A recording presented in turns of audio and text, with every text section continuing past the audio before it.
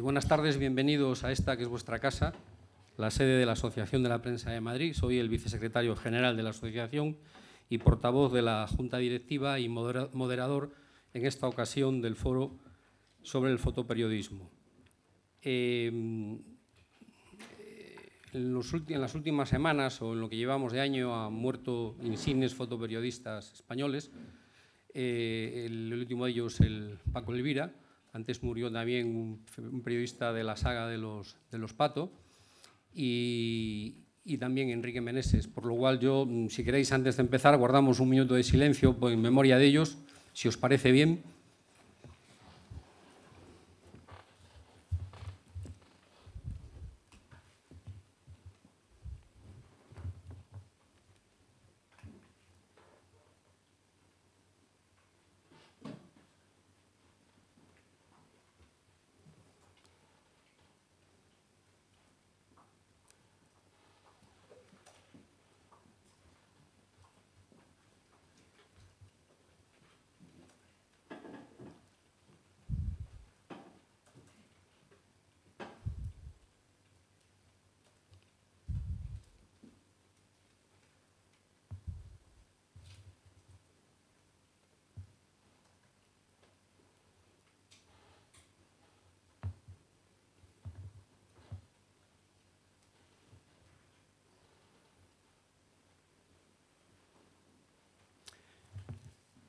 Bueno,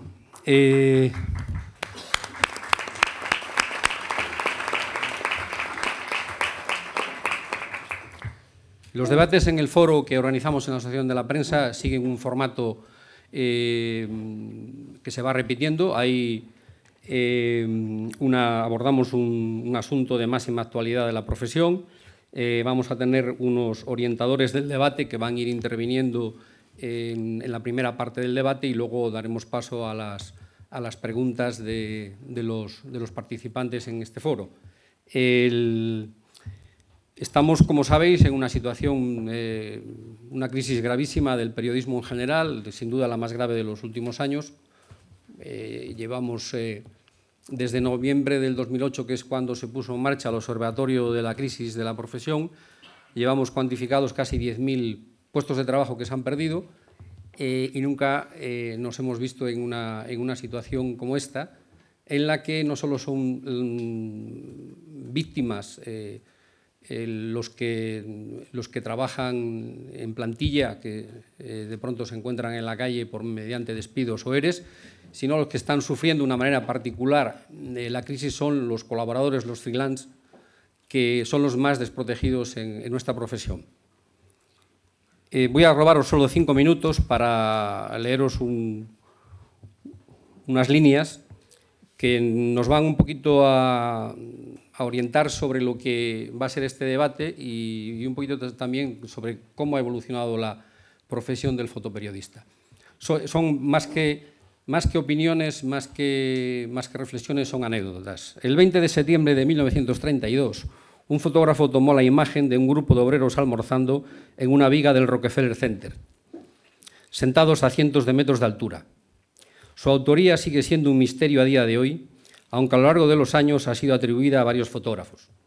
Los derechos de imagen pertenecen a la empresa Corbis, cuyo director del archivo histórico, Ken Johnston, explicaba a Reuters que el día en que se tomó había en ese emblemático edificio de Nueva York numerosos fotógrafos de varios medios, todos ellos sin acreditación, porque entonces no era necesario.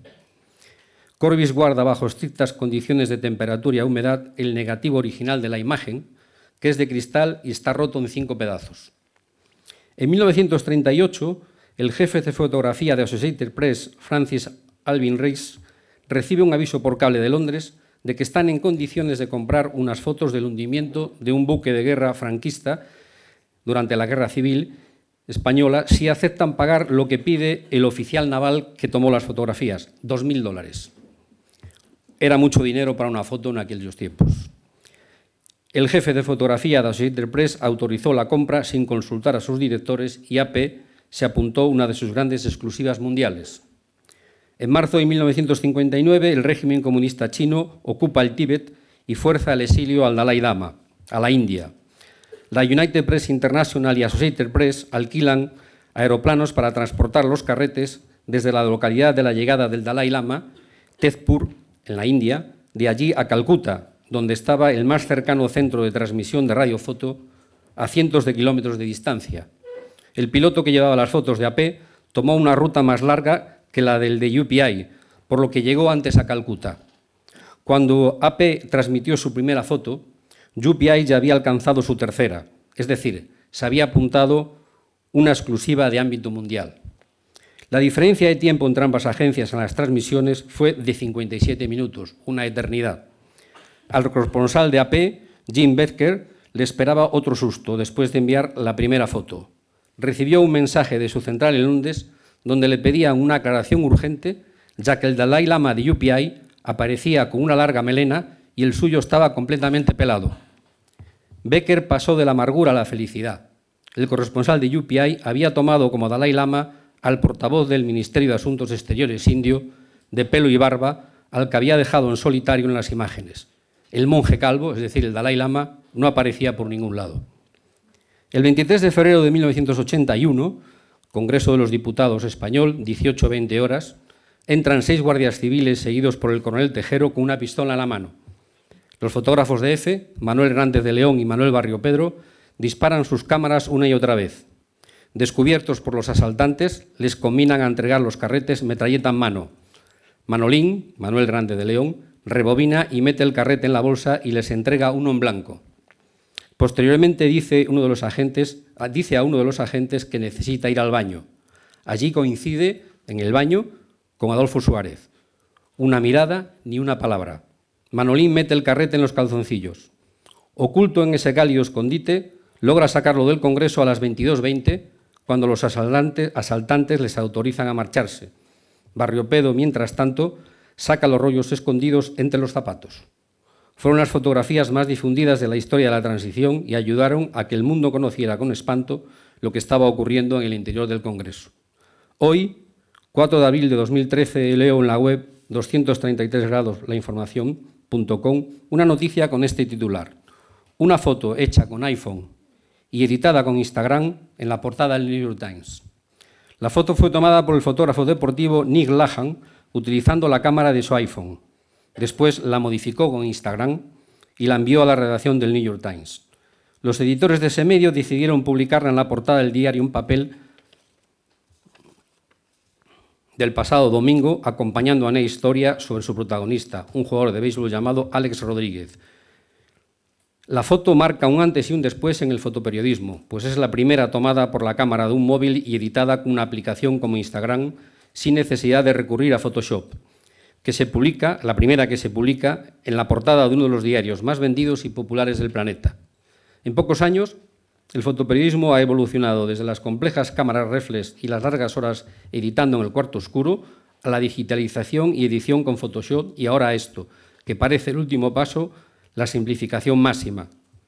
Obviamente, las grandes fotografías seguirán siendo las que llevan más trabajo y habrá situaciones en las que sea imposible conseguir una foto publicable con este método, pero es innegable que Nick Lahan y el New York Times acaban de demostrar que el proceso puede ser válido periodísticamente, al menos en algunos casos. Y cierro con estas palabras del español Bernard Armangué, fotógrafo de AP, tras ganar el primer premio del World Press Photo 2012 en la categoría de serie de fotografías que cuentan una historia. A pesar de que hay muchos grandes fotoperiodistas españoles, muchos de ellos han tenido que ir a buscar la vida fuera, debido a que los medios en España están muy ahogados y sufren las consecuencias de la crisis. Bueno, con esta introducción, que nos puede servirnos de marco para abrir la intervención de los orientadores, y vamos a empezar a mi derecha con Mónica Prat, fotoperiodista freelance y directora de la revista Tumay.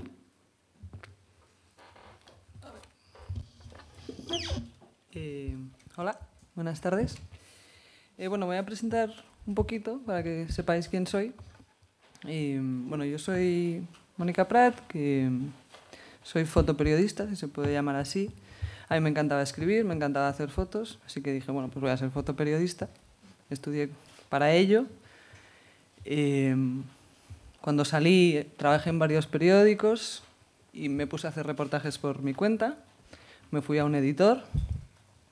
Les presenté el reportaje, el editor le hizo lo que todos los editores suelen hacer, se lo leen y si les gusta lo publican, ¿no? Bueno, pues ahí me empecé a meter, empecé a trabajar en otros medios hasta que en el 2003 creamos la revista Toumai, que es una revista dirigida al colectivo inmigrante en España, es mensual, es gratuita. Y bueno, salió un poco pues porque en ese momento llegaban, bueno, había una afluencia importante de inmigrantes a España y había una necesidad de crear un medio que diera esa información práctica para que ellos se pudieran integrar en España, ¿no? Bueno, desde entonces pues fuimos creciendo mucho, sobre todo de la mano de la publicidad, que en esa época, desde el 2003 hasta la entrada de la crisis, pues era muy abundante. Los medios gratuitos también fue un boom. Y bueno, nosotros crecimos en varias ciudades, Barcelona, País Vasco, ampliamos bastante la tirada y bueno, todo fue muy bien hasta que entró la crisis y con la crisis, bueno, la publicidad cayó a niveles, bueno, ahora creo que están en el año, creo que está en 1980 y pico, creo que es nivel de publicidad. Entonces, por supuesto, bueno, la revista en papel pues, ha tenido que cerrar, ¿no?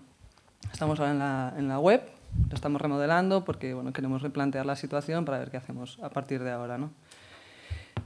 Creo que en estos 10 años hemos hecho reportajes honestos, profesionales y creo que de calidad, porque bueno, yo apostaba por eso y creía que debía ser así, ¿no? Cuento esto porque a raíz de la crisis y de que tuvimos que empezar a hacer recortes, obviamente, porque teníamos que aligerar la redacción y en general la estructura, al final nos dimos cuenta de una cosa muy sencilla, ¿no? Y que todos sabemos, que es que al final los recortes merman mucho la calidad de los contenidos, ¿no? Esto luego hablaremos, pero bueno. ¿Cómo está la situación desde mi punto de vista actualmente en el fotoperiodismo? Bueno, pues obviamente está muy mal, pero sí me gustaría decir varios puntos, ¿no? Uno creo que es importante y es que sí, estamos muy mal, pero no debemos ser muy pesimistas. O sea, no, yo creo que ya llevamos 5 años de crisis, de qué mal está todo, los salarios, los contratos, todo está fatal, todo muy gris, muy de queja, ¿no? Creo que debemos dar un paso adelante y decir, oye, hay que salir, si no salimos nosotros, los fotoperiodistas, no tiramos para adelante, no vamos a salir. Y hay que coger el toro por los cuernos, ¿no? Y digo esto porque, bueno, una vez entrevistando a la periodista argentina Leila Guerrero, que es muy conocida en Latinoamérica, ella me decía, ¿no? Me decía, mira, es que allí yo, por ejemplo, no tengo un trabajo, tengo 10. Me dice, no estoy fija, tengo muchos inconvenientes, pues sobre todo al principio, porque tenía mucha inseguridad laboral, tal. Pero a mí me pareció muy revelador, ¿no? Porque tiene dos cosas muy interesantes, ¿no? Una, que... a ver.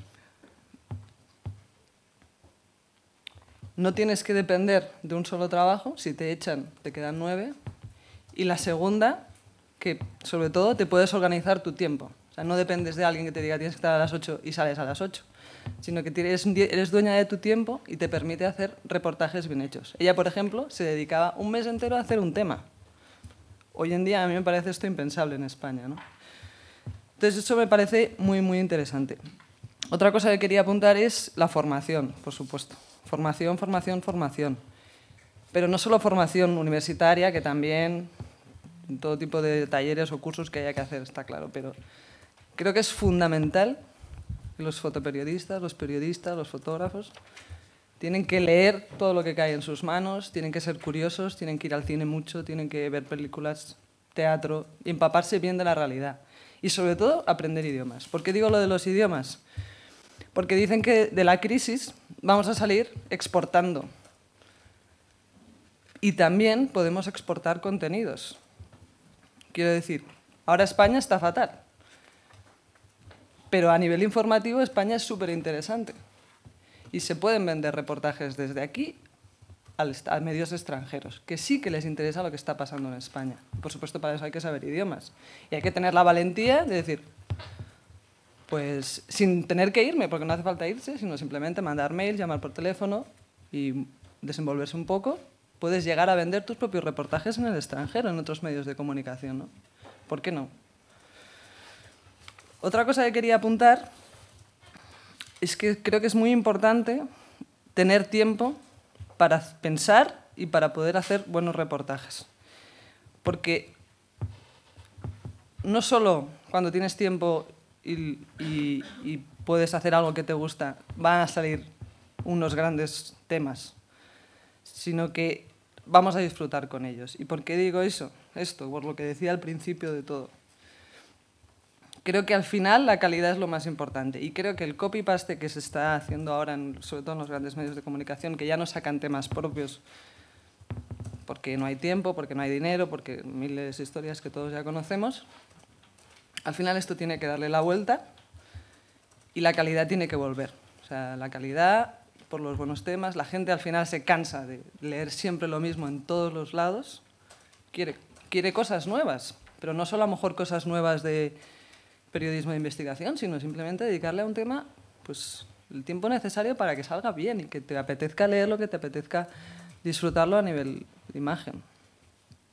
Bueno, y esto lo digo porque no es algo que lo diga yo, sino que es algo que también está ocurriendo, ¿no? En Latinoamérica, por ejemplo, están surgiendo muchos medios de comunicación que apuestan por la crónica periodística como se conoce, desde los ya muy conocidos como El Malpensante o Gato Pardo, pero también han salido otros como Etiqueta Negra en Perú, o Sojo, o La Mujer de mi vida.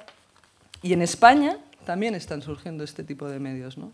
Tenemos casos muy claros como Periodismo Humano, que está súper bien, que Frontera de él, Diario.es o Jotdown, que está aquí Alberto. ¿Y qué quiere decir con esto? Pues que creo que hay que apostar, que creo que hay que arriesgar, y, por supuesto, creo que tenemos que ganar. O sea, hay que tirar para adelante con esto. Ya está. Muchas gracias, Mónica. Tiene la palabra ahora Alberto Rojas. Alberto Rojas es colaborador del Mundo y de Jotdown Magazine. Sí. Rogaría a todos los orientadores que hagan como Mónica, que sean breves, concisos y para poder tener más tiempo luego para el debate. Mi nombre es Alberto Rojas, trabajo desde hace 12 años en El Mundo y prácticamente desde que empezó con Jotdown Magazine, colaboro con ellos, quiero decir. Me considero un privilegiado, dado el momento en el que está el periodismo y el fotoperiodismo. La verdad es que no puedo tener muchas quejas con mi propio medio. Ellos me han pagado viajes que son bastante caros y proyectos, por ejemplo, a África. He tenido la suerte de poder reportajear en Sudán del Sur, en Congo, en Níger, República Centroafricana, Somalia, sitios donde es caro, donde puedes tardar 2 o 3 semanas en traerte unas cuantas historias y en estos 3 últimos años la verdad es que no puedo quejarme. Es verdad que en los últimos meses la cosa se ha puesto realmente difícil, los anunciantes tampoco acuden y bueno, pues los recortes tampoco ayudan, ¿no? Pero, como ha dicho la compañera Mónica, yo también quería lanzar un mensaje de optimismo dentro del momento terrorífico que vivimos para el periodismo. Creo que a la vez que los medios grandes o bien mueren o bien intentan mutar para adaptarse a la situación actual, en procesos que muchas veces son duros porque suponen el despido de grandes profesionales, a la vez que está pasando eso, y eso lo veo a diario, también están surgiendo nuevos medios con ideas diferentes, periodismo alternativo, que creo que de momento a lo mejor no tienen mucho dinero para pagar o para sostener proyectos de periodismo que a lo mejor conlleven una investigación larga o un viaje largo, pero creo que eso lo van a poder hacer en breve y eso va a cambiar mucho las cosas. No sé, y tiene que ver con medios nuevos que tengan una estructura mucho más ligera que los actuales, que a lo mejor no han cambiado sus estructuras de hace 30 años y por ahí la crisis creo que es más profunda para ellos, pero creo que es el nacimiento de estos nuevos medios va a dar nuevas oportunidades al periodismo, a hacer las cosas de otra manera, a tener mucho más tiempo para hacer las historias. El periodismo de calidad lleva mucho tiempo y cuesta mucho dinero, no lo olvidemos. O sea, no se puede hacer un periodismo de corta pega y pretender que eso sea de calidad, eso en absoluto. Eso ni es periodismo ni es nada, ¿no? Y bueno, poco más. No sé si queréis después preguntar algo en ese sentido, en este momento bisagra que vivimos, ¿no? En el momento en el que unos medios intentan mutar para adaptarse y otros nacen. Gracias, Alberto. Tiene la palabra Juanjo Fernández, perdón, siguiendo aquí por mi derecha. Juanjo Fernández, fotógrafo independiente, administrador de Stop Cláusulas Abusivas a los Fotógrafos, que es un grupo en Facebook. Muchas gracias, en primer lugar, por invitarme. Realmente voy a intentar centrarme en lo que es Stop, explicar qué es Stop y desde Stop, que es un grupo en Facebook abierto que reúne a todo tipo de personas interesadas en la fotografía, no solo profesionales, también aficionados y también gente simplemente que le gusta la fotografía sin ejercerla.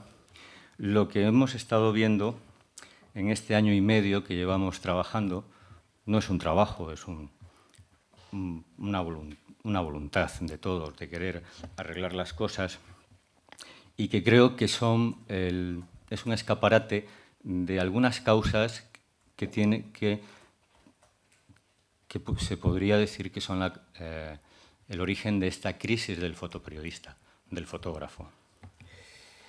En Stop se han denunciado y se denuncian a diario muchos usos indebidos de gente a la que ha publicado su foto en Internet y se la han cogido para utilizarla ya sea en una agencia de viajes, ya sea en un periódico online, ya sea en el ayuntamiento más grande o más pequeño.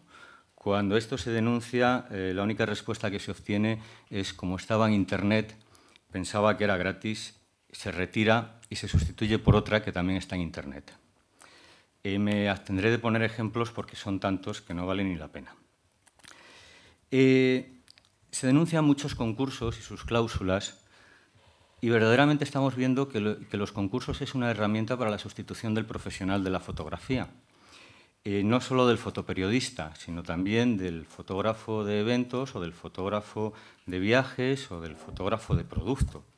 Entonces, cuando una agencia de turismo, cuando una oficina oficial de turismo, ya sea de un ayuntamiento o de paradores o del ministerio, quiere promocionar una zona, en vez de contratar a un fotógrafo como hacía antes, o a un grupo de fotógrafos, convoca un concurso y se queda con todos los derechos de todas las obras recibidas.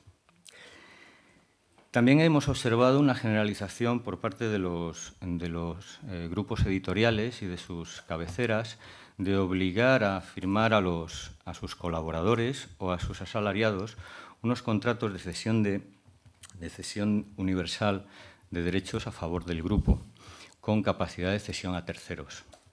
Esto significa que lo que antes era para muchos profesionales la mitad de sus ingresos, que era el archivo, ahora mismo esa mitad de ingresos pasa a favor del grupo que está en bolsa y que no tiene ningún corazón, con lo cual nos olvidamos de las republicaciones y de cualquier otro ingreso de nuestro trabajo una vez que firmamos este tipo de contratos. ¿Qué hacemos en Stop? Lo que hacemos es intercambiar información entre nosotros. Lo que hacemos es informar mucho a todo aquel que pregunta qué hago cuando quiero vender una foto legalmente y no soy profesional. Somos de la opinión de que foto usada, foto pagada, la haga quien la haga y que por ahí hay que empezar, y que si los medios tienen que pagar cualquier foto, esté en Flick y sea de un señor aficionado con más buena voluntad que ojo, pero tiene que pagarla por igual, pues a lo mejor busca un poco más y encuentra una de un profesional o de otro aficionado con un poco mejor de ojo. Pero al menos que se moleste, que busque al autor y que pague por esa foto. Mandamos cartas a los concursos y gracias a eso hemos cambiado más de 40 bases de concursos. Nos hemos apoyado unos con otros y hemos apoyado a Navia y a Elisa Pavón, representante de los derechos de Juancho Rodríguez, cuando la casa de subastas catalana Soller i Llach intentó subastar un archivo con obras de ellos, también de Gervasio Sánchez. Esto se llevó a los juzgados y, bueno, pues al menos se ha paralizado la subasta.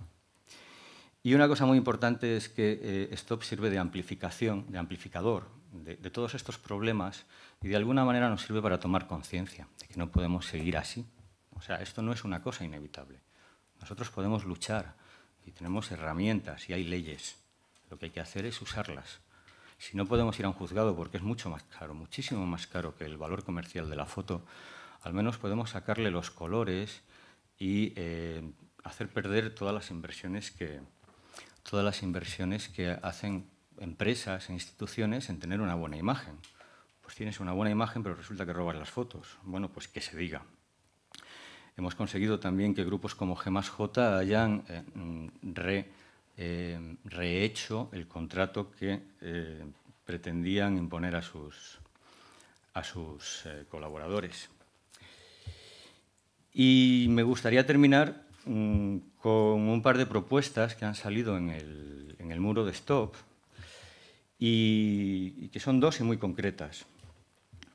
Por un lado, el que las asociaciones que en estos momentos están trabajando en nuestro país, asociaciones profesionales, sindicatos, fotoclubs de aficionados, que encuentren la manera de unirse en una plataforma común para luchar por la defensa de los derechos de propiedad intelectual.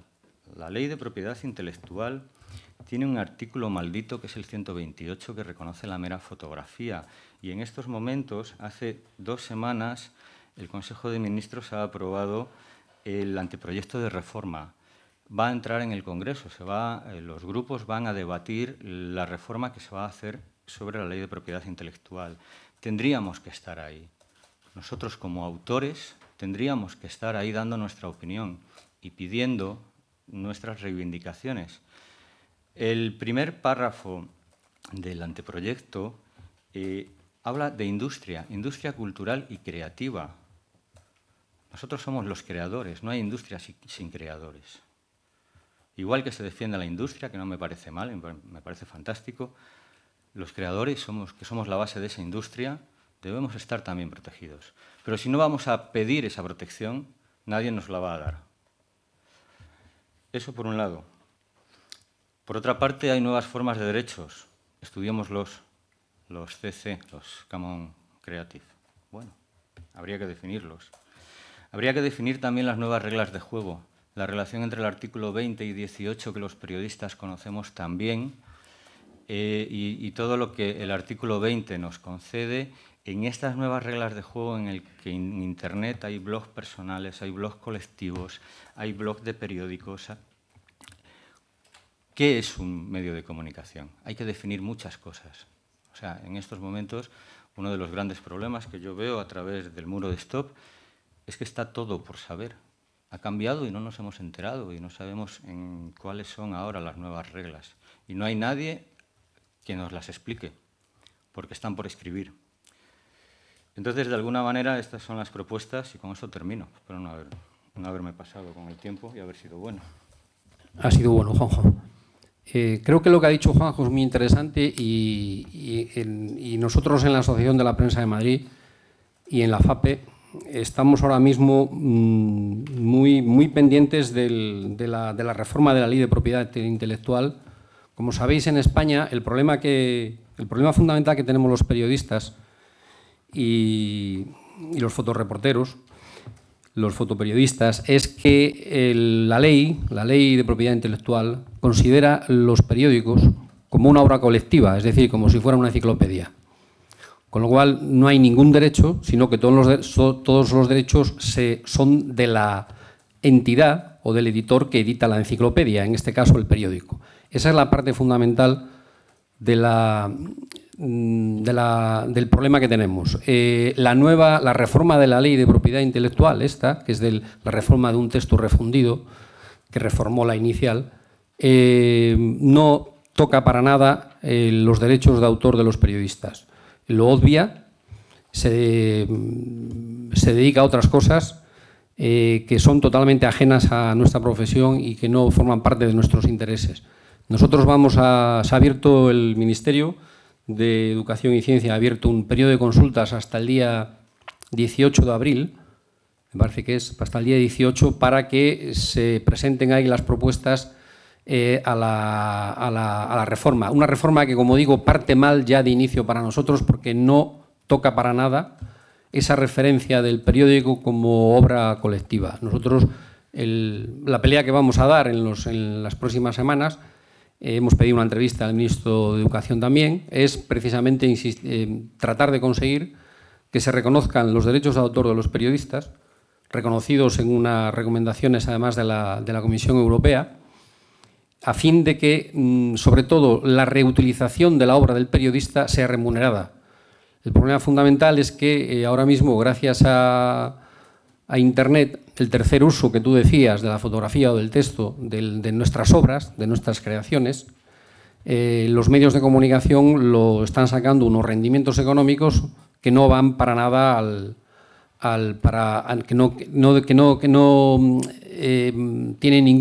no son destinados a los autores. Nosotros vamos a tratar de cambiar en esto y en esa pelea nos encontraréis, ahí a vuestro lado. Cedo la palabra ahora a Víctor Lerena, fotoperiodista freelance de la agencia EFI de la ABC, presidente de la Asociación Nacional de Informadores Gráficos de Prensa y Televisión. Acaba de ser elegido, le damos la enhorabuena por su elección como presidente de la ANIG Televisión y te deseamos todos los éxitos en esta lucha común por defender nuestros derechos. Muchas gracias, Nemesio. Nosotros, más o menos, desde que hemos entrado recientemente en la asociación, un poco lo que estamos denunciando es lo que nos estamos encontrando día a día en la calle del fotoperiodista que colabora con un medio de comunicación. Independientemente de haber hecho un repaso desde que se creó la asociación en el año 76 y ver que se sigue luchando por lo mismo y que se avanza muy poco. Desde el año 76 que se creó hasta 2013 la situación del fotoperiodista cada vez sigue siendo más precaria y aunque ha habido mucho avance con las nuevas tecnologías y demás, las luchas siguen siendo los mismos. Nosotros nos estamos enfrentando a problemas muy graves de intrusismo, pero intrusismo relacionado a que hay gente que por hacer la Feria de Abril de Toros o un Real Madrid o un partido de baloncesto consigue un abono para entrar, directamente el medio de comunicación le regala el pase y no hay ningún tipo de remuneración a un fotógrafo que ni tan siquiera es profesional ni trabaja como tal, es su segundo oficio y es una afición. Y bueno, si fuera así, pero todavía fuera de manera legal, o sea, de alta en autónomos o contratado y que generara un puesto de trabajo más, lo veríamos más o menos aceptable, pero el hecho es que por ir a los Goya se han quedado compañeros de muchísimas revistas fuera y fotógrafos aficionados o aficionados al cine han entrado. Y eso tenemos a diario. Hoy nos ha llegado una revista de automovilismo que, aparte en un taller de coches de aquí de Madrid y de Barcelona, teniendo los aficionados a las fotos, y han dicho que para qué van a mantener a sus fotógrafos en plantilla haciendo fotografías de coches cuando tienen dos aficionados en un taller que hacen unas fotos magníficas. Las fotos son para verlas, pero bueno. Luego tenemos otros problemas, como es lamentable que estas cláusulas hace creo que 1 año y medio, si no me confundo, Juanjo, tuviéramos que seguir luchando porque se nos reconozca la firma. Tenemos una propuesta de estas cláusulas en los medios de comunicación, que en el siglo XXI tengamos que decir que por favor se firme en los medios de comunicación las fotografías de los fotógrafos. Es un hecho que deja ya atrás ver cómo en las circunstancias en las que nos encontramos. Las remuneraciones que tienen los colaboradores en prensa no son aproximadas porque no conozco todos, pero vamos, la agencia EFE está pagando 16 euros por foto. El diario 20 Minutos está pagando 20 euros por tema. El diario ABC 32,48. El Mundo creo que ayer les bajaron un 15 o un 20%, no sé en cuánto está, y así con todos los medios un poco de comunicación.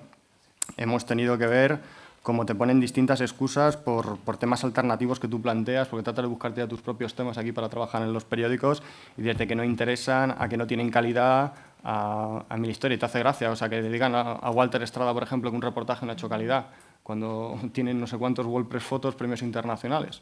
Que, ojo, no se valora el trabajo de un fotoperiodista por la cantidad de premios que tengan, pero que le digan a Walter Estrada o a Arturo Rodríguez que sus trabajos no son buenos, y cuando están publicando cosas por teléfono móvil, o nos encontramos periodistas de secciones como local en cualquier periódico, no te lleves un fotógrafo, hazte una foto con el móvil y ya está. Entonces, eso es la lucha que nos estamos encontrando día a día desde la asociación y que estamos tratando de poner algún tipo de remedio. Yo solamente tengo un dato de aquí en 2 meses, 5 fotógrafos que trabajaban bien por cierre, pero no se han podido recolocar. Sivan Chikawi, lo mismo, no ha encontrado curro, pues no gustan sus reportajes. Está haciendo portadas en el Le Monde ahora mismo en Mali, a punta pala. Arturo Rodríguez, con un Walper Photos del tema de la inmigración, que se conocía todo en las costas, tanto africanas como las españolas, se tiene que ir a Tailandia a encontrar trabajo. Borja Trillo se va ahora a Tailandia a través de Arturo para colaborar en un periódico de allí. Andrés Casares, de la agencia EFE, que estuvo aquí trabajando, tampoco valía aquí, y en Haití lleva trabajando para Getty, Reuters, France Press, colaborando. Y Walter Estrada, yo creo que ya eso es el mayor de la irresponsabilidad, es decir, que sus trabajos aquí no son, porque no son tan mediáticos o no son tan que se le puedan sacar puntas de un punto de vista periodístico, no están trabajando, y las circunstancias que nos encontramos es, ya te digo, realmente penosa. Yo desde el punto de vista lo veo muy negro el futuro, o sea, nos tendremos que reconvertir en algo, no sabemos todavía muy bien en qué, ni hacia dónde, ni en qué país, ni en qué ciudad, pero la situación es gravísima, porque vislumbramos algunos, decían, no, es que bueno, vamos a empezar a hacer vídeos. Ya estamos con el debate, o sea, ya no decir yo soy fotógrafo, tengo que hacer reportajes o no, ya no entro en ese debate, pero decir, no, es que el vídeo me lo haces porque me lo regalas, yo te sigo pagando la foto. Y dices, pues mira, cada vez mejor. Entonces, ojalá, desde la asociación estamos buscando todo este tipo de actuaciones y no solo ver que cuando hablas con un compañero del país por el ERE que se está haciendo, oye, Eduardo Méndez, toda la sección de fotografía, infografía y maquetación de la Gaceta se va a la calle. Y no ha podido estar aquí Eduardo Méndez, su jefe de fotografía, porque está con los trabajadores y está viendo a ver si logran conseguir una indemnización o ver qué hacen. Entonces, yo creo que es un tema gravísimo en las circunstancias en las que nos encontramos. Y tratando de poner parches y soluciones y buscar una unidad, sobre todo entre todos los periodistas. Estamos trabajando en no ver en el enemigo solamente a los redactores. En este caso, nosotros llevamos mucho tiempo trabajando conjuntamente con FAPE, NEM lo sabe, hablando con el sindicato de periodistas, hablando con la UPIFO, el sindicato de la imagen catalán, hablando con estos cláusulas, hablando con todo el mundo que representa un periodismo, vive por el periodismo porque le gusta en lo que trabaja y hay que sacar esto adelante como sea. Nada más. Muchas gracias, Víctor. Tiene la palabra Diego Caballo, fotoperiodista de toda su vida profesional en la agencia EFE. Está en es uno de los impulsores de la Fundación Enrique Meneses y es profesor de fotoperiodismo en la Universidad San Pablo CEU. Buenas tardes y gracias a esta iniciativa de la APM, por lo menos tenemos la oportunidad de debatir el difícil momento en el que nos encontramos. Voy a ser muy breve, pero quizá, porque además algunas de las cosas ya se han dicho y por supuesto no quiero repetir. Yo creo que ahora, gracias a las nuevas tecnologías, ya ha quedado claro, cualquiera puede hacer fotos y con una cierta calidad técnica, pero no hace fotos con la calidad que requiere de publicación con unos recursos que utiliza el profesional y que el aficionado no tiene. Prolifera el intrusismo y la idea de que la foto, si algo le sobra o algo le falta, Photoshop se encarga. Y a mí eso me recuerda un anuncio de Kodak de 1870 que decía, usted apriete el botón que nosotros hacemos el resto. Se trataba de que la foto se empezaba a popularizar, que la gente hiciera muchas fotos y que luego acudieran a los laboratorios para ganar. Ahora usted apriete el botón que luego nosotros nos encargaremos. Como decíamos en el argot, que salga el muñeco. La crisis del fotoperiodismo yo creo que ha existido siempre, pero ahora es mucho más intensa. Quizás si tuviéramos que salvar algún periodo de tiempo sería aquellos gloriosos años de Life cuando se movían como monstruos sagrados y se permitían unas coberturas que ahora serían imposibles. Después aparece la televisión y se habla de que el fotoperiodismo muere. Luego se demuestra que la fotografía es algo más sereno, es para quien mira y ve. La televisión en muchos casos se queda en la superficie. El fotoperiodista se recicla y conviven y el fotoperiodismo sigue adelante. Más tarde se incorpora el color y entonces el fotoperiodista de nuevo se tiene que reciclar aunque sea mínimamente. Y además carga con dos cámaras, un cuerpo de cámara con color y otro cuerpo de cámara con blanco y negro, porque una cosa no es de un día para otro, sino que conviven ambas cosas, convive el blanco y negro y el color. Ahora se le pide al profesional, y de eso sabemos bastante los que hemos trabajado durante muchos años en esto, y concretamente yo, por ejemplo, en EFE, donde al profesional se le dice, vas a hacer foto, pero además vídeo. Y, hombre, ya lo último que está ocurriendo es que en algunos casos te piden que aportes en los diferentes soportes, texto, foto, audio y vídeo, ¿no? Yo no sé si además, mientras tanto, barre. Bien, son lenguajes distintos. Es la misma cámara, cámara de última generación, puedes hacer fotografías de alta calidad, puedes hacer también vídeo de alta calidad, pero a veces lo que ocurre es que mientras haces una cosa se te puede pasar la otra o no hacerla con la misma calidad. Y además, para empeorarlo más, en estos momentos, pues muchas veces no nos preguntamos de quién es la foto, da igual, lo importante es que la foto está. Y también hemos de reconocer que algunas fotografías hechas por aficionados, vamos a llamarlo por un testigo, por alguien que pasaba por allí, se convierte, trasciende como un auténtico documento. Me voy a referir, por ejemplo, por poner algunos, a los 3 grandes atentados, tristes atentados del 11S, el 11M y el 7J. En el 11S, como sabemos, no hubo muertos, hubo desaparecidos, hubo muy poca sangre y hasta, de alguna manera, se repitió la famosa foto de Iwo Jima.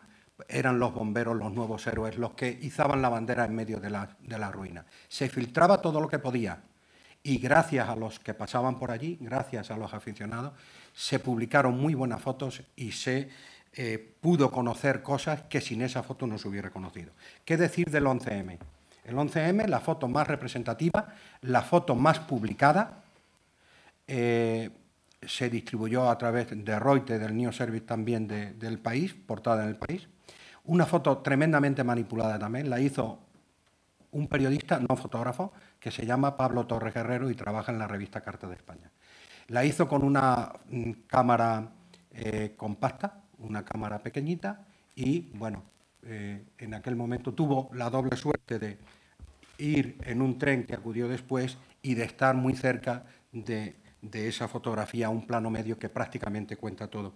Y, por supuesto, el 7J en Londres, ahí, si no hubiera sido por los testigos, se hubiera conocido todavía menos, si no hubiera sido por los teléfonos móviles, etc.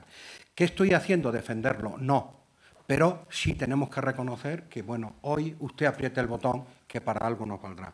De eso se ha dado cuenta Reuters, que ha dicho que cuantos más fotos le manden, más tiene donde elegir y a ser posible gratis. O Google.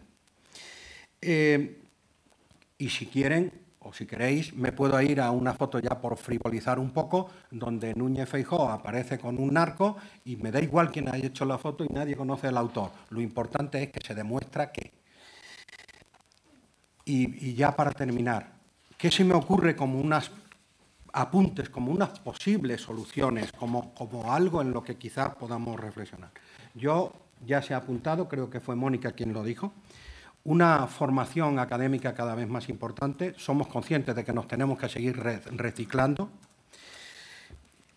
Hay que reconocer, y eso lo digo desde el punto de vista de profesor universitario, hay pocas asignaturas específicas y encontramos una carrera como mucho específica también dentro del mundo del fotoperiodismo. Si no, tendremos que acudir a centros particulares o pagarnos cursos determinados. Tenemos que tener también una mayor concienciación de calidad y eso hay que hacérselo ver a los medios.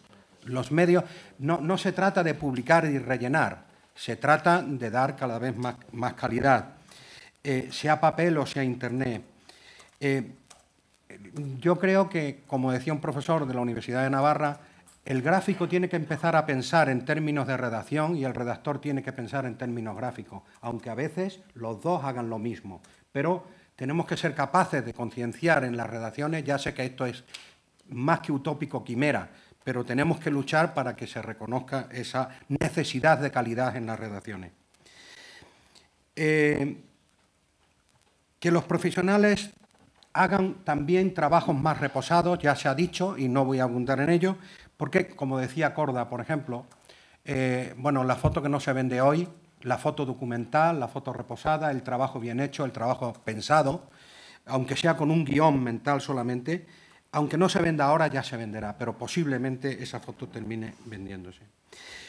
Grandes compañías multinacionales como Coca-Cola, no sé qué, aquí traigo una página, por ejemplo, dice, bueno, nosotros nos construimos nuestra web y que los empleados nos arreglamos con poco, no se contratan profesionales.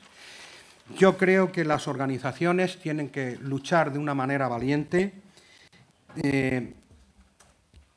Sabemos que esto no es nada fácil, que hay que procurar concienciar a los medios y que hay que intentar de nuevo que el fotoperiodismo tenga el valor que siempre ha tenido.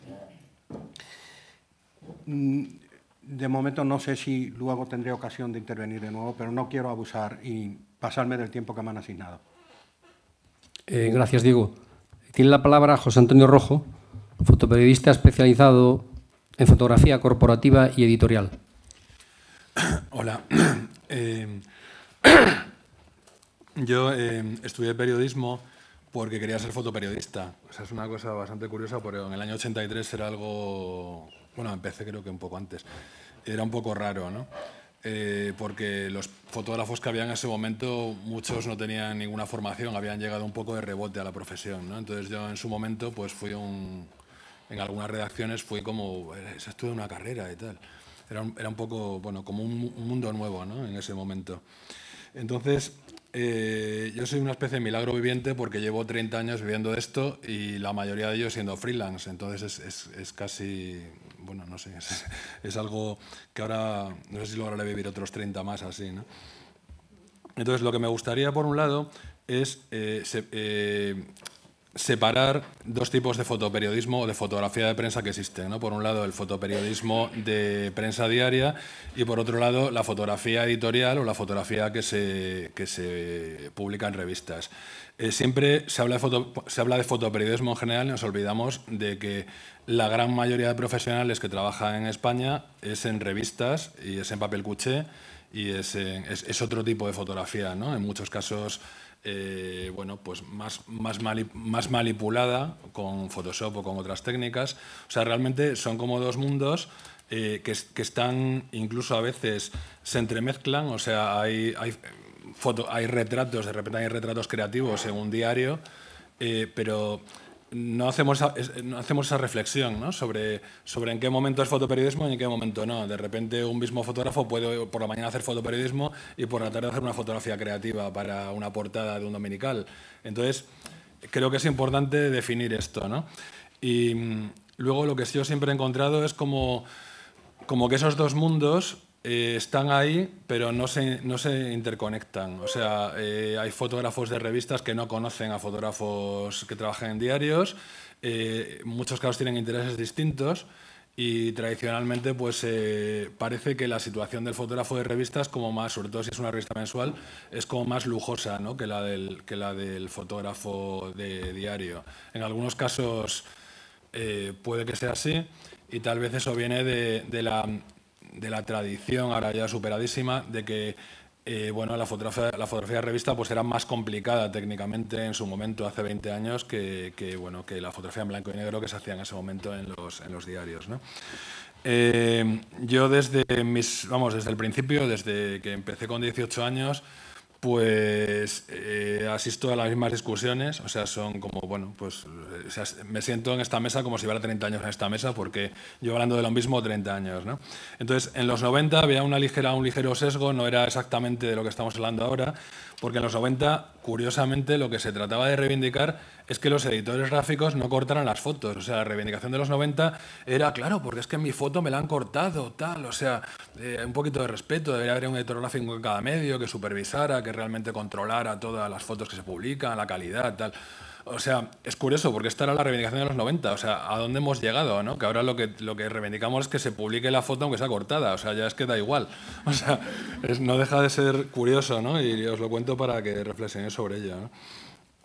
Durante estos 30 años he asistido al fin de las plantillas. Yo he estado contratado en Grupo Z durante 6 años, fui incluso jefe de fotografía de unos medios allí. Y bueno, pues sé que nunca más volveré a estar contratado en mi vida, ¿no? O sea que bueno, lo disfruté en su momento, tenía pagas extras, cosas de estas, que era espectacular. Pero todo eso ha desaparecido, ¿no? O sea, es el fin de las plantillas y es el principio de los freelance, ¿no? Yo soy freelance desde el 95, lo fui antes, pero lo volví a ser en el 95. Y ser freelance no es algo malo en sí mismo, o sea, es algo que, por ejemplo, yo siempre digo, o sea, si habéis leído El Capital de Marx, que da como miedo, ¿no? Pues Marx habla de las plusvalías, ¿no? Las plusvalías del trabajo. Pues bueno, el freelance se queda con el 100% de las plusvalías de su trabajo, o sea, es el mundo ideal marxista, ¿no? Y creo que eso es algo es algo que muchos trabajos que he hecho me he congratulado muchísimo de ello y he estado súper orgulloso, o sea, bueno, pues ese trabajo que estoy haciendo, o sea, todo el dinero que gane me lo voy a llevar yo. O sea, realmente no va a haber ningún intermediario que se lucre con mi trabajo, ¿no? Y eso es algo que creo que es importante, ¿no? El problema es que cuando eres freelance eres una empresa. O sea, eres una empresa y bueno, igual que las demás empresas deberías guiarte por criterios empresariales. Y deberías saber cuál es tu costo diario de tu propia actividad para saber presupuestar. Deberías saber cuánto quieres ganar. O sea, cuando alguien hace un plan de empresa, se pone el sueldo teóricamente. O sea, yo voy a ganar 3.000 euros al mes. Y bueno, pues esto es lo que hay. O sea, es lo que quiero ganar. O sea, aquí nadie se plantea qué es lo que quiere ganar. O sea, es un poco, vamos, pues bueno, a ver qué sale, ¿no? Pero es que ese no es el sistema. O sea, cuando alguien te pregunta, bueno, ¿cuánto me cobras por hacer ese trabajo? Pues la gente se guía por criterios de todo tipo. O sea, pues o aleatorios o por, pues más o menos le suena, bueno, mi mecánico cobra 54 euros la hora por arreglarme el coche, pues bueno, pues yo voy a cobrar 60, que joder, al fin y al cabo, pues, oye, soy periodista, ¿no? Bueno, pues ese no es el sistema. O sea, el sistema realmente es hacerte un planteamiento global, anual, de cuántos son tus costes, cuál la amortización de tu equipo, de tus cámaras, de todo lo que tus ordenadores, el disco duro que se ha estropeado, el ordenador lo tendré que cambiar dentro de 2 años, pues se me ha quedado obsoleto, ahora el Camera Raw no me funciona, tengo que comprar otro Photoshop. O sea, todo eso, o sea, el Photoshop, por ejemplo, el Photoshop cuesta un dineral, pues es que realmente lo que no puedes considerar es que te lo ha pasado tu vecina. O sea, tienes que, en tus costes empresariales, tiene que figurar el Photoshop con su coste real. Y todo es así, o sea, retócame esta foto, no, perdona, es que estoy usando un programa que vale 3.000 euros o vale 2.500 euros, pues tendré que cobrarte algo por retocar esa foto. O sea, todo eso es importante. O sea, tenemos que pensar, los que trabajamos como freelance, que somos empresarios y una cosa súper importante es saber decir que no. O sea, tenemos que aprender a decir que no. Y cuando alguien te llama y te dice, mira, tengo esto, tenemos un presupuesto muy limitado, solamente hay 50 euros para este proyecto. Y dices, pues es que, chico, o sea, no sé, pues no me llames porque... O sea, hay que aprender, es muy importante aprender a decir que no, hay que aprender a no trabajar gratis, hay que aprender a muchas cosas. Y en muchos casos la situación a la que hemos llegado, pues mucha responsabilidad está en los fotógrafos que nos han precedido, los que han dicho que sí, en los que han ofertado esos 50 euros, que son periodistas en muchísimos casos, en muchos casos son directivos de medios y en muchos casos son jefes de fotografía de medios.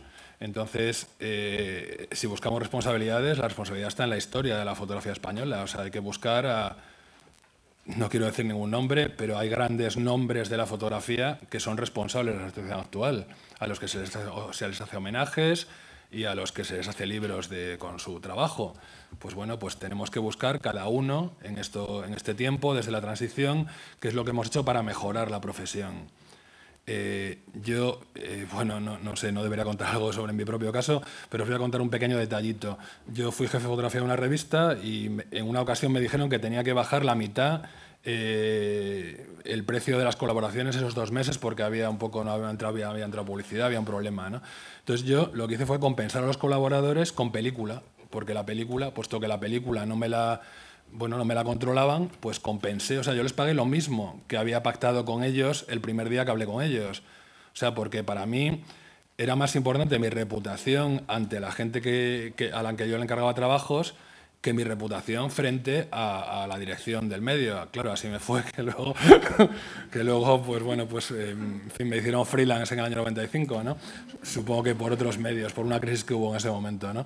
Pero con esto lo que quiero decir es que es muy importante que cada uno se pregunte qué es lo que ha hecho bien y lo que ha hecho mal, ¿no? Lo que decían Kennedy, ¿no? De qué has hecho por tu país y tal. Pues un poco así. Y creo que hay muchos jefes de fotografía que se están a punto de jubilar ahora, que deberíamos hacerles esa pregunta, ¿no? Bueno, estupendo, tienes unas fotos muy buenas, son historia de España, pero ¿qué has hecho tú por mejorar la profesión, ¿no? Luego, buscando algunas soluciones, ¿no? Soluciones yo no veo muy pocas, pero hay una que sí veo interesante, que sería, de algún modo, si se pudiera exigir legalmente la trazabilidad de las fotos, o sea, que toda foto publicada en el medio que sea, en el soporte que sea, pudiera tener una trazabilidad, igual que cuando compras un salchichón, pues sabes el salchichón de dónde viene, pues supongo que con una foto a lo mejor es más fácil, ¿no? O sea, de manera que hubiera que demostrar realmente, cuando tú publicas una foto en un blog, donde sea, tendrías que demostrar de dónde la has sacado. O sea, sería una manera, desde luego sería una revolución radical. O sea, si eso... realmente la ley, en su esencia fundamental, protege eso. O sea, protege, pues que las fotos están protegidas por derechos de autor y debería tener un origen lícito, ¿no? Luego... os quiero contar también una teoría que tengo yo, una teoría particular, un poco tosca, ¿no? Que es la teoría de los 3 tipos de trabajos que haremos en el futuro, los fotógrafos, ¿no? Que desde mi punto de vista serán las fotos aburridas o penosas de hacer, o sea, pues un congreso de 8 horas con gente hablando sin parar, que el del iPhone, pues claro, no dirá, no, mejor que venga un fotógrafo profesional, que esto es tremendo, ¿no? O otro tipo de trabajo penoso, ¿no? Penoso físicamente. Ahí posiblemente llamarán siempre a un fotógrafo profesional. Luego, las fotos difíciles técnicamente, o sea, que superen al iPhone, o sea, que tengan una iluminación especial o que tengan pues una técnica fotográfica concreta, fotos científicas, macros, fotos publicitarias, todo eso seguirán llamando a fotógrafos. Y luego, por último, las que requieran un punto de vista determinado, que tenga que haber un punto de vista de autor, ¿no? Que creo que todavía eso seguirá existiendo indudablemente, ¿no? Serán casos muy concretos, pero creo que seguirán existiendo, ¿no? Luego quería hacer mención de un...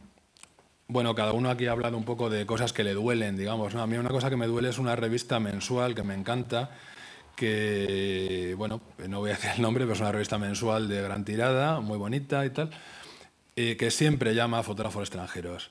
O sea, tiene una colaboradora española a la que llama para la página 34, pero la portada traen a un fotógrafo desde Los Ángeles o traen a un fotógrafo desde Dinamarca para hacerla, ¿no? Entonces, yo he entrado incluso en discusiones por Facebook con una persona de esta revista y, bueno, pues me ha dicho que hay libertad, que, en fin, que estamos en un país libre, que cada uno puede hacer lo que quiera. Pues es verdad, ¿no? Pero lo que no se dan cuenta en estos medios es que, de algún modo, una revista de éxito que tiene presupuesto debería tener la responsabilidad de mantener un pequeño... O sea, de tratar de hacer industria de la fotografía, de tratar de... Si esa revista apoyara a 4 fotógrafos españoles, los que fueran, y los encumbrara y le diera buenos personajes, buenos temas, pues de algún modo habría un grupo de fotógrafos que subiría un escalón, ¿no? Y encima del escalón a lo mejor habría otro que se acercaría. O sea, no se dan cuenta de algo tan obvio, ¿no? Que, por ejemplo, en el mundo del cine, reivindicar esto desde el mundo del cine es algo normal y que a todo el mundo le suena bien, ¿no? La industria cinematográfica, protegerla, tal. Pero es que la industria fotográfica también habría que protegerla. Y los que tienen los medios, igual que estos fotógrafos que hablo que se van a jubilar y que deberían contarnos qué es lo que han hecho, pues estas revistas también creo que tienen una responsabilidad en esto, ¿no? Luego, por último, y no sé si me estoy pasando de mi tiempo, perdonadme, pero en el año 2009 Juanjo hablaba de que en esa época es cuando se empezaron a exigir a los freelance la firma de un contrato de cesión de derechos de autor, ¿no? Entonces hubo una pequeña rebelión que fue espectacular desde mi punto de vista, duró un mes, pero fue espectacular porque llegamos a juntarnos en un estudio fotográfico 50 fotógrafos hablando del tema. O sea, 50 fotógrafos que no nos conocíamos mucho de ellos entre nosotros, hablando de estos contratos, esto es intolerable, tal, ¿no? Hay que hacer algo, tal, ¿no? Entonces, bueno, pues hicimos algo, hicimos un manifiesto, que lo traigo aquí, es del 2009, y logramos condensar, bueno, nos reunimos muchas veces, al final primero éramos 50, al final fuimos como unos 8 o 10 y nos reunimos un montón de veces y logramos llegar a estos 2 folios, ¿no?, que os voy a leer. Y, no nos lo leas todo. Bueno, os leo el final. Un resumencillo. Vale, os leo el por todo ello solicitamos. Vale, no, es que es interesante porque, bueno, luego si no hay oportunidad, pues lo colgamos en algún sitio tal. Pero es que es la esencia de 50 fotógrafos reunidos durante un mes que consiguen llegar a algo, ¿no? Luego lo que sucedió, porque esto no salió adelante, fue porque hubo una división entre fotoperiodistas y fotógrafos que se consideraban como creativos. Es más, fundaron una asociación que se llamaba algo así como Asociación de Creadores Visuales, porque ellos pensaban que iban más allá, ¿no?, de la fotografía, que estaban a otro nivel, ¿no? Entonces, bueno, esas disputas hicieron que esto no saliera adelante. Os leo el por todo ello solicitamos, después de un poco describir la situación de la profesión. Pues solicitamos la creación de un protocolo de trabajo entre fotógrafo y cliente que sea público y claro y que contemple todas las posibles eventualidades en el ejercicio de la profesión. Una remuneración justa que contemple los gastos empresariales del fotógrafo y que se incremente anualmente según el IPC. La exigencia al fotógrafo de una declaración censal y un alta en la seguridad social para evitar situaciones de desprotección e intrusismo en cumplimiento de la ley, una ley sobre seguridad social. Aceptación por parte del medio de cualquier responsabilidad legal al difundir las imágenes realizadas por el fotógrafo, porque los medios querían que el fotógrafo fuera el responsable legal de sus fotos. O sea, que si alguien denuncia, fuera el fotógrafo el que respondiera con su patrimonio o con lo que sea, algo tremendo, ¿no? Un contrato de cesión de derechos proporcional a la remuneración y conforme a la ley de propiedad intelectual. La exigencia de seguros de responsabilidad civil y seguros específicos en el caso de viajes al extranjero y su retribución proporcional en la valoración de los trabajos. Y confirmación por escrito a la entrega del trabajo de la fecha y forma de pago y la cantidad a pagar sin esperar a la publicación. Esas eran un poco las cosas que se exigían en el año 2009. Y ya he terminado. Gracias, José Antonio. Una vez terminadas las intervenciones de introducción del debate, se abre a vuestras intervenciones o a vuestras preguntas a nuestros orientadores.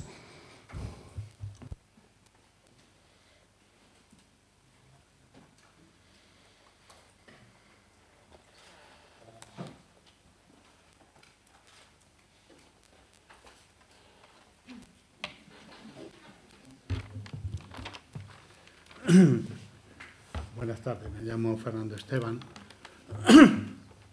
Por mis canas puedo demostrar que llevo más de 30 años en la profesión, que soy inclusive padre de 3 profesionales del medio y he vivido, pues este tipo de problemas durante muchos años. He pertenecido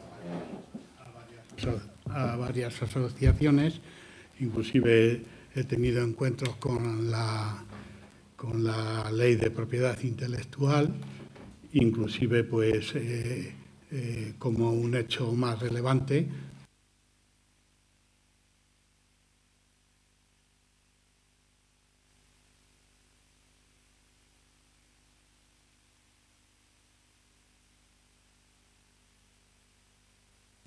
me echaron en tecnología. El caso concreto es que cuando ese medio cedió mi fotografía a la televisión española, a TV, pues cuando fui a reclamarlo, pues al final me tuve que querellar con el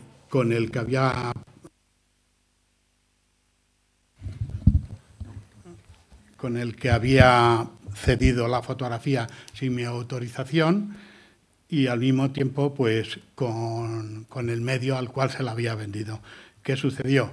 La consecuencia fue que no volví a trabajar más con ese diario. Gané el pleito y me compré una Vespa. Pero eso es uno de los hechos de la defensa que teníamos. Luego estamos hablando de lo que es la propiedad intelectual y del medio. Ser consciente y defensor de tu propio trabajo y tener fuerza para demandar que se publique con tu nombre, eso es muy duro, porque te expones a no trabajar. Y eso ha ido degradando, que salvo los que están muy encumbrados, pues es como el el que estaba acostumbrado a comer todos los días perdices, y al pobre famélico y muerto de hambre le dice: no comas judías que son flautulentas. Pues eso significa que cuando tienes que ir a vender tu trabajo, o tienes una verdadera dignidad de lo que es tu profesión, por la cual vives y por la cual has dejado otro tipo de actividades, pues es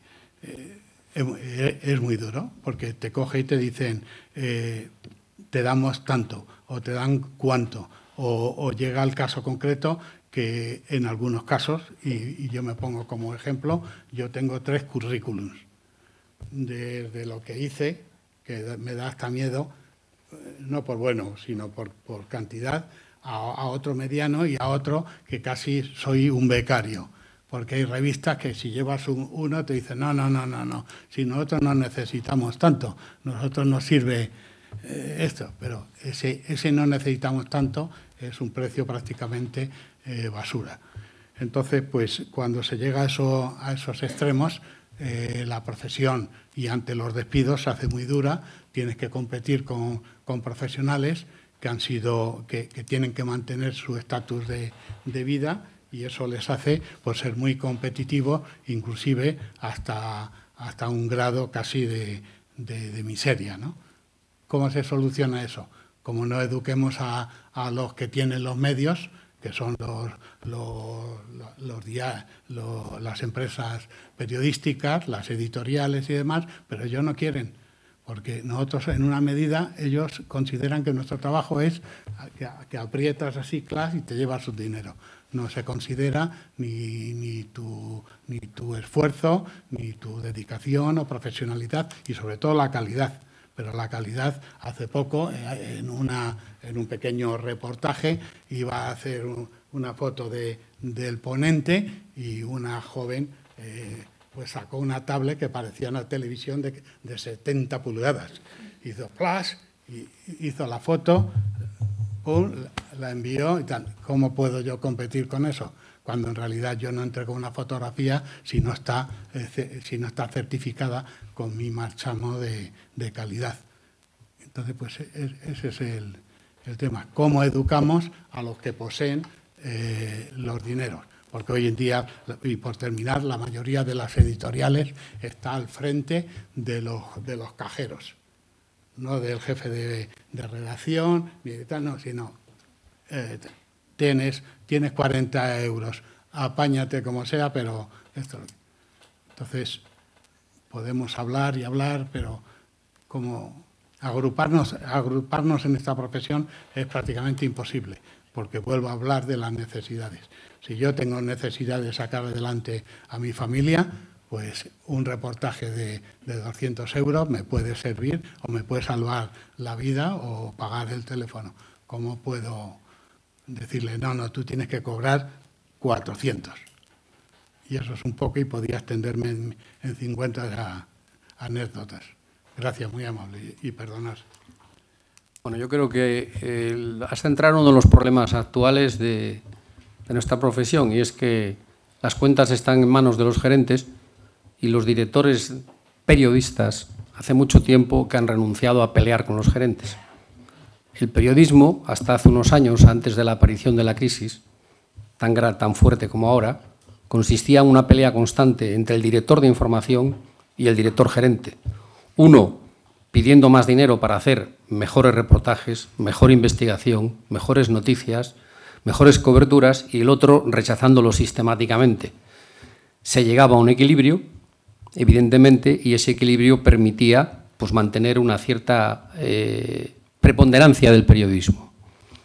El agravamiento de la crisis, el hundimiento de la publicidad, de los 2008 a hoy un 50%, nada menos, ha propiciado que los directores han cedido sus poderes, ya no tienen poder en lo que es la esencia de nuestra profesión, que es disponer de los recursos para hacer buen periodismo. Han cedido ese papel a los gerentes, y los gerentes, lógicamente, recortan y recortan y recortan. Eso es evidente. Ahora, yo no voy a educar a los empresarios, ¿eh? Esa tarea ya se la dejo a los profetas, o a los que tengan todavía ganas de sentarse con un empresario a convencerle de que el futuro del periodismo está en la calidad, porque está en la calidad el futuro del periodismo, evidentemente, del periodismo y del fotoperiodismo. Porque ¿quién puede pensar que alguien va a pagar por un producto malo? Nadie. Entonces, el futuro está en la calidad. Lo que pasa es que ¿quién va a hacer esa calidad si están echando de las redacciones a todos los periodistas más experimentados, los que tienen más fuentes y mejores fuentes, y los que son capaces de plantar cara a las presiones de los poderes? Esos ya no están en las redacciones. Ahora las redacciones están vaciadas de senior y entonces nadie me puede negar que la calidad de los medios ha bajado considerablemente. Eso hace feliz a los gerentes, desde luego, pero caminando hacia el suicidio, porque es el camino que llevan. Ya ni pueden justificar su disponibilidad a cortar y cortar y cortar con el resultado, porque tampoco están obteniendo resultados. Con lo cual la situación está en un punto muerto, pero a la cual le han llevado los empresarios y los gerentes y los directores de medios que han renunciado a ejercer su poder en las redacciones. ¿Más preguntas o más intervenciones? Juanjo. ¿Quién? Espera. Vale. Bueno. Me da igual, solamente hacer de las 1000 observaciones que podría hacer después de todo lo que hemos escuchado, pero al menos 3.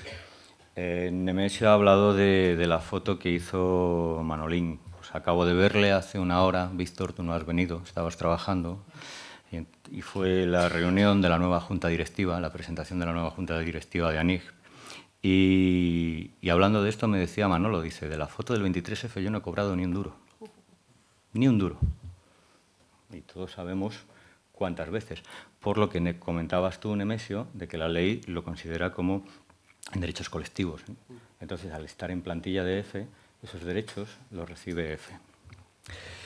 Y la ley de propiedad intelectual, la mayoría de los que estamos aquí, de los que estáis aquí, son jóvenes. O sea, que creo que no merecéis estar escuchando únicamente esto está mal, está mal, está mal, está mal y no hay por dónde agarrarlo.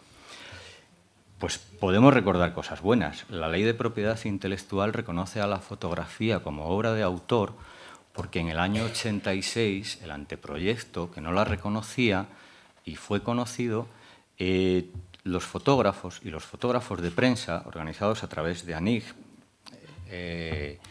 hicieron varias acciones. Hicieron un plante en Barcelona en el partido Madrid-Barça, hicieron un plante en la presentación de Morán, que fue Felipe González.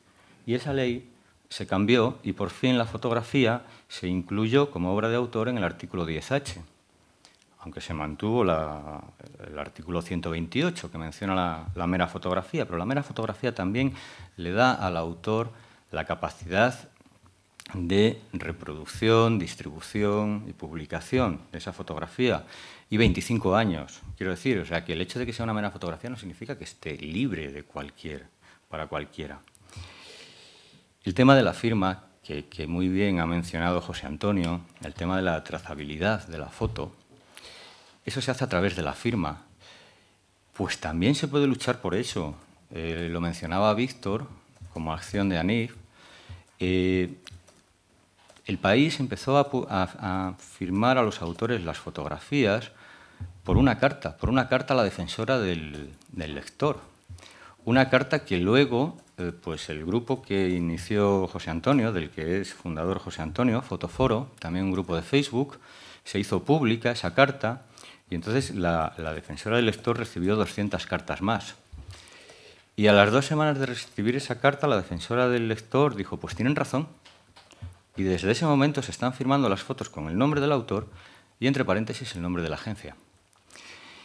Exigir, aunque tardemos años en conseguirlo, desde todos los medios posibles, la FAPE, la ANIG, la APG, la no sé qué, el sindicato, que todas las fotos se firmen, pero no por nuestros derechos, sino por los derechos de los lectores, porque la firma es la garantía que tiene el lector para conocer la veracidad de esa fotografía. Porque una persona, un lector, ve una foto publicada en un medio y es una foto. Esa foto puede venir Pues de uno que pasaba por allí. Puede venir del fotógrafo que está contratado por digamos, el protagonista de la noticia, que puede ser una empresa o que puede ser una entidad. Puede venir de un profesional de agencia, o puede venir de un profesional independiente, o puede venir de un profesional de un medio. En función de quién es ese profesional y de dónde viene, el valor de esa foto será diferente si es un profesional independiente de una agencia internacional que si es el fotógrafo el que trabaja para esa institución o para esa empresa.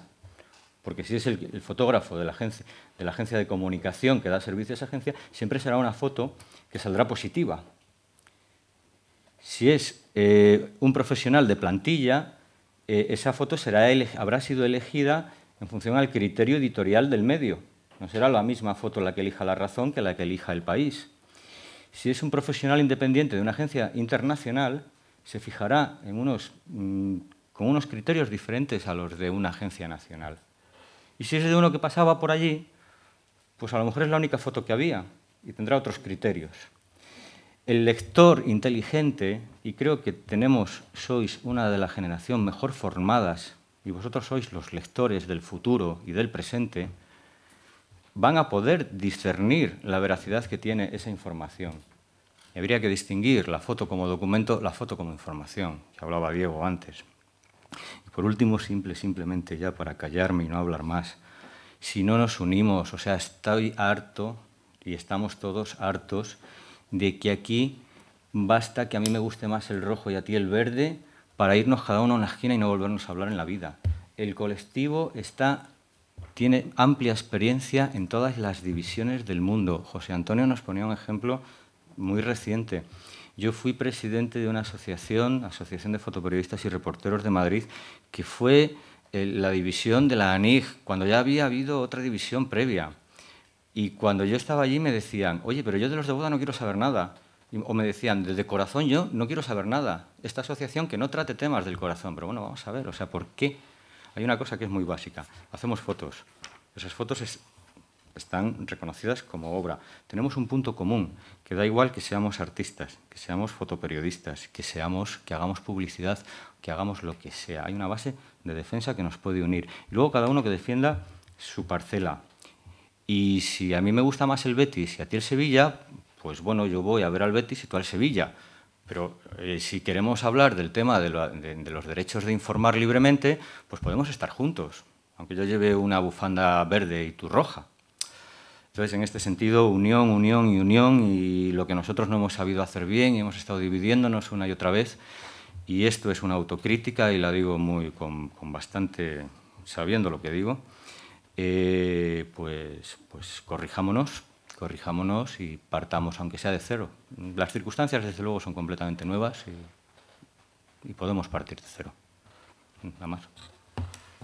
Y además hay un hecho curioso, que es que los editores en todo el mundo ahora mismo están pidiendo a los agregadores que paguen.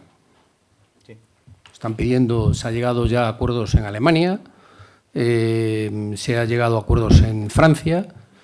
En Brasil, por ejemplo, unas 70 cabeceras las más importantes lo que han hecho es no tener relaciones con Google, porque Google se negaba a pagar. Aquí se está oyendo también a los editores decir que Google tiene que pagar. No quiere decir eso, no nos engañemos, eso no va a ser la solución de la crisis que estamos sufriendo. Pero lo más curioso de los editores es que exigen a Google que pague por reutilizar, por indexar, por presentar sus noticias, y se niegan a pagar a los periodistas y a los fotógrafos por la reutilización constante de su creación. Es decir, que en esa batalla estamos. ¿Tú querías preguntar antes? Bueno, tengo una duda. Bueno, me presento para explicar por qué tengo esta duda. Yo soy periodista, trabajo en Europa Press en la parte de comunicación y soy fotógrafa cuando me dejan. Quiere decir que como a mí no me van a pagar porque estoy en plantilla, pues se lo cedo a mis compañeros fotógrafos freelance que sí que les van a pagar. Entonces, hay fotógrafos con los que hemos trabajado siempre que hacen un trabajo impecable, cubren la rueda de prensa, seleccionan las fotografías, retocan las fotografías, que en los Twitter ahora ponían un poco lo de Photoshop y demás, no es más que un revelado digital, que antes hacían analógico, lo hacía otra persona, con lo cual es un trabajo.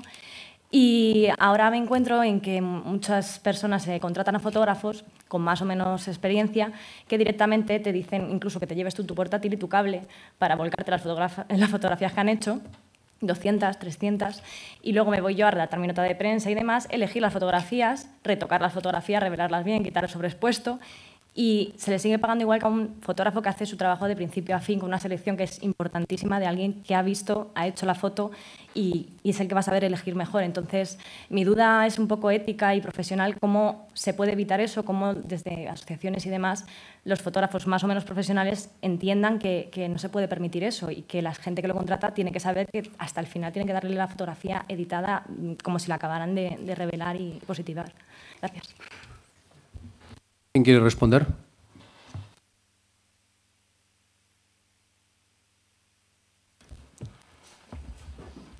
Bueno, yo retomo lo de la calidad no por reiterarlo, sino porque si no la defendemos, pues estamos dejando paso a que cualquier cosa valga de cualquier manera y en cualquier sitio. Yo creo que la buena foto tiene que informar, que es su primera obligación, tiene que intentar también impactar y, a ser posible, emocionar, ¿no? Creo que también se han hecho muy diferentes intentos de códigos éticos, de estar dentro de unos mínimos, no solo a la hora de la aceptación de cuánto cobramos por una foto, y algunas veces ha salido mal, desgraciadamente, sino también unos mínimos de respeto hacia la obra, hacia la fotografía. Se intentó, por ejemplo, Javier Bauluz, nuestro único premio Pulitzer en España, en la Semana Negra de Gijón, en un encuentro internacional de fotoperiodismo. Luego se hizo en un grupo de editores de diferentes periódicos, no sé. Y eso sigue teniendo un grave problema, sigue siendo una asignatura pendiente.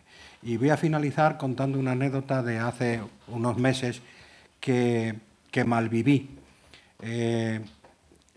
Parece que se quejaba mucho el señor Boyer de que los paparazzis no le dejaban en paz mientras hacía sus ejercicios de rehabilitación, etcétera, tras su problema de salud.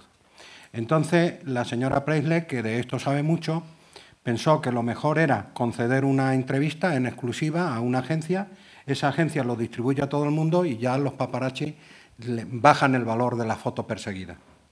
Bueno, pues a ese encuentro, en La Moraleja, acudieron dos compañeros, uno para hacer el reportaje, el texto, y otro para hacer las fotos. Cuando aparecieron por la agencia, pues ya venían con instrucciones. Además de haber visto todas las fotos, seleccionar solamente 3, dio instrucciones precisas de que se le rebajase la barriga al señor Boyer, que se le quitara unas sombras a ella y también una, no sé cómo se llama, una cierta flacidez en el cuello. Bueno, sí, había que hacerle un listing informático, ¿no?, si me permiten el argot coloquial. Entonces, pues me tocó a mí y yo dije que no se tocaba absolutamente nada, que las fotos tal como se habían tomado se iban a distribuir y que lo único que nos permitimos es la herramienta corte cuando sobra mucho aire o cuando quiere resaltar, pero no tocar nada ni alterar nada. Aquello empezó a no entenderse y se consultó a las autoridades, que me dieron la razón. Entonces, se retuvieron las fotos unas horas para darle la exclusiva a la revista Hola. Y ahí lo esperaba yo. Entonces, cuando se distribuyeron las fotos, al día siguiente, como eran las únicas que había, las publicaron todos los medios. Guardo los recortes.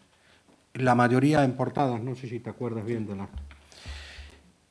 Y también guardo con mucho cariño la revista Hola, que no se parece en nada, siendo las mismas, no se parecen en nada a las que nosotros habíamos distribuido, porque allí sí se obedeció a pie juntillas las instrucciones que había dado la señora Preisler. Así están las cosas. Entonces yo digo, dentro de lo posible no nos dejemos, dentro de lo posible. Y dice, hombre, bueno, claro, desde una situación como la tuya o ya... yo qué sé, al cumplir más de 25 años, que es mi caso, ¿no? Dice, bueno, ya te preocupa menos. En la medida de lo posible tendríamos que oponernos a la polivalencia salvaje.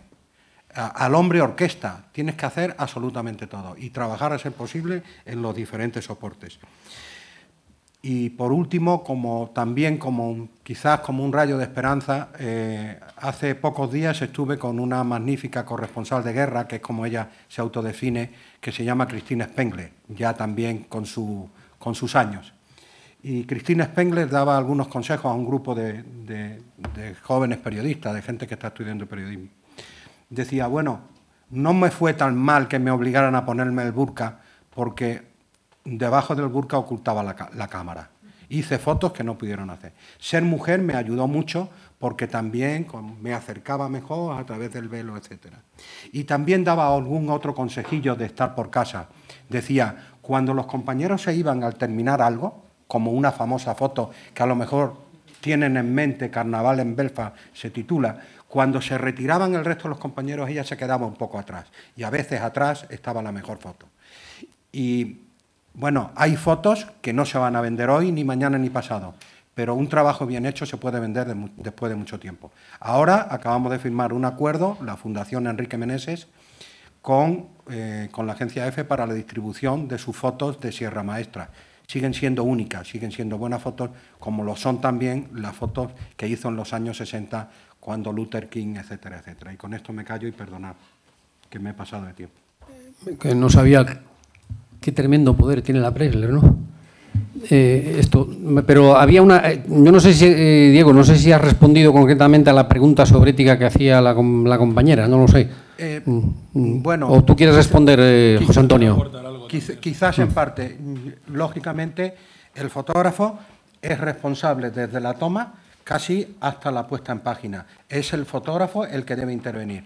No puedes dejar una tarjeta al editor de turno. El editor de turno de una rueda de prensa se encuentra con 150 fotos, que ha sido muchas veces mi caso. Yo elijo las 3 fotos que me parezca y se acabó. Es verdad que en la primera selección el fotógrafo es imprescindible, porque a lo mejor el editor no ve cosas que le cuenta el fotógrafo. Por lo tanto, el fotógrafo debe participar desde el principio hasta el final, o por lo menos hasta la salida de la fotografía. A mí me gustaría contestarte porque es curioso. Es también para que todos veáis un poco cómo es el mundo de los freelance, ¿no? O sea, me acabo de enterar por qué hace un año que no me llama Europress Comunicación. Porque pues debe ser que ahora hay otros fotógrafos que descargan directamente la tarjeta y cobran menos por ello, ¿no? No. Entonces, claro, con esto lo que quiero decir, realmente el año pasado eran mis clientes Europress Comunicación. Con esto lo que quiero decir es la importancia, una vez más, de saber decir que no, ¿no? O sea, a mí muchas veces me han hecho esa propuesta. Venga, tú hagas el trabajo, nos pasas la tarjeta, la descargamos, tal. Y yo siempre he dicho no. O sea, he dicho no porque, bueno, yo... es curioso, o sea, frente a la inmediatez de la agencia EFE, que hace las fotos en JPG y la rapidez, tal... Yo trabajo siempre en RAW, o sea, yo trabajo para corporaciones, para agencias de comunicación, para empresas, y yo siempre trabajo en RAW. O sea, bueno, realmente la cámara en sí mismo ya hace una interpretación del RAW al pasar a JPG, ¿no? O sea, que siempre la foto se toca de algún modo. Pero con esto lo que quiero decir es que es importante decir que no y decir, no, perdona, mis fotos las edito, o sea, no te las voy a dar así a lo loco para que tú elijas una que ve tú a saber cuál eliges. O sea, yo las edito, yo me preocupo del resultado final, del producto final. Y luego la diferencia, que antes lo ha comentado Juanjo, en lo de la trazabilidad. Cuando yo trabajo para una agencia de comunicación, tengo un ojo, y cuando trabajo para un medio tengo otro ojo. O sea, en la agencia de comunicación, en una rueda de prensa, si hay 6 personas, tengo que sacar a los 6 en una actitud perfecta, porque es el cliente, es mi trabajo, es lo que estoy representando, ¿no? Entonces, muchas veces un fotógrafo no sirve para una acción y para otra a la vez, ¿no? Porque tienes que cambiar mucho de mentalidad, ¿no? Entonces, bueno, con esto lo que te quiero animar es a que tú también digas que no, o sea, que digas, no, perdona, o sea, ese trabajo que lo haga el fotógrafo, que para eso se le paga. Y el fotógrafo debería... Claro, el fotógrafo tiene el planteamiento de, bueno, esto es una rueda de prensa de 1 hora, entrego la tarjeta, me voy corriendo y he trabajado 1 hora. Es un error porque estás realmente cavando tu propia fosa, estás haciendo un trabajo de menos calidad de lo que podrías hacer.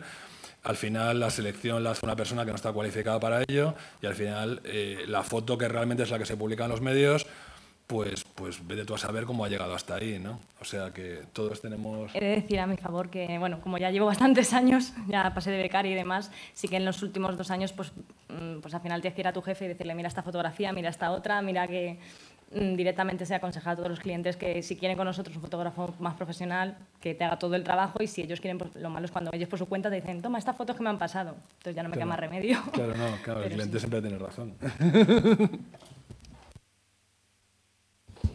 Yo quería también hablar un poco y defender a los fotógrafos de Europa Press. También hay que hablar de las condiciones en las que se dan los temas, con qué antelaciones se dan los temas. Estamos hablando de comunicación. No, son externos, los fotógrafos de emergencia. Marta Jara, Eduardo Parra, se les han encargado fuera de su horario de trabajo muchos trabajos, que como estás diciendo tú, no es un trabajo de periodismo.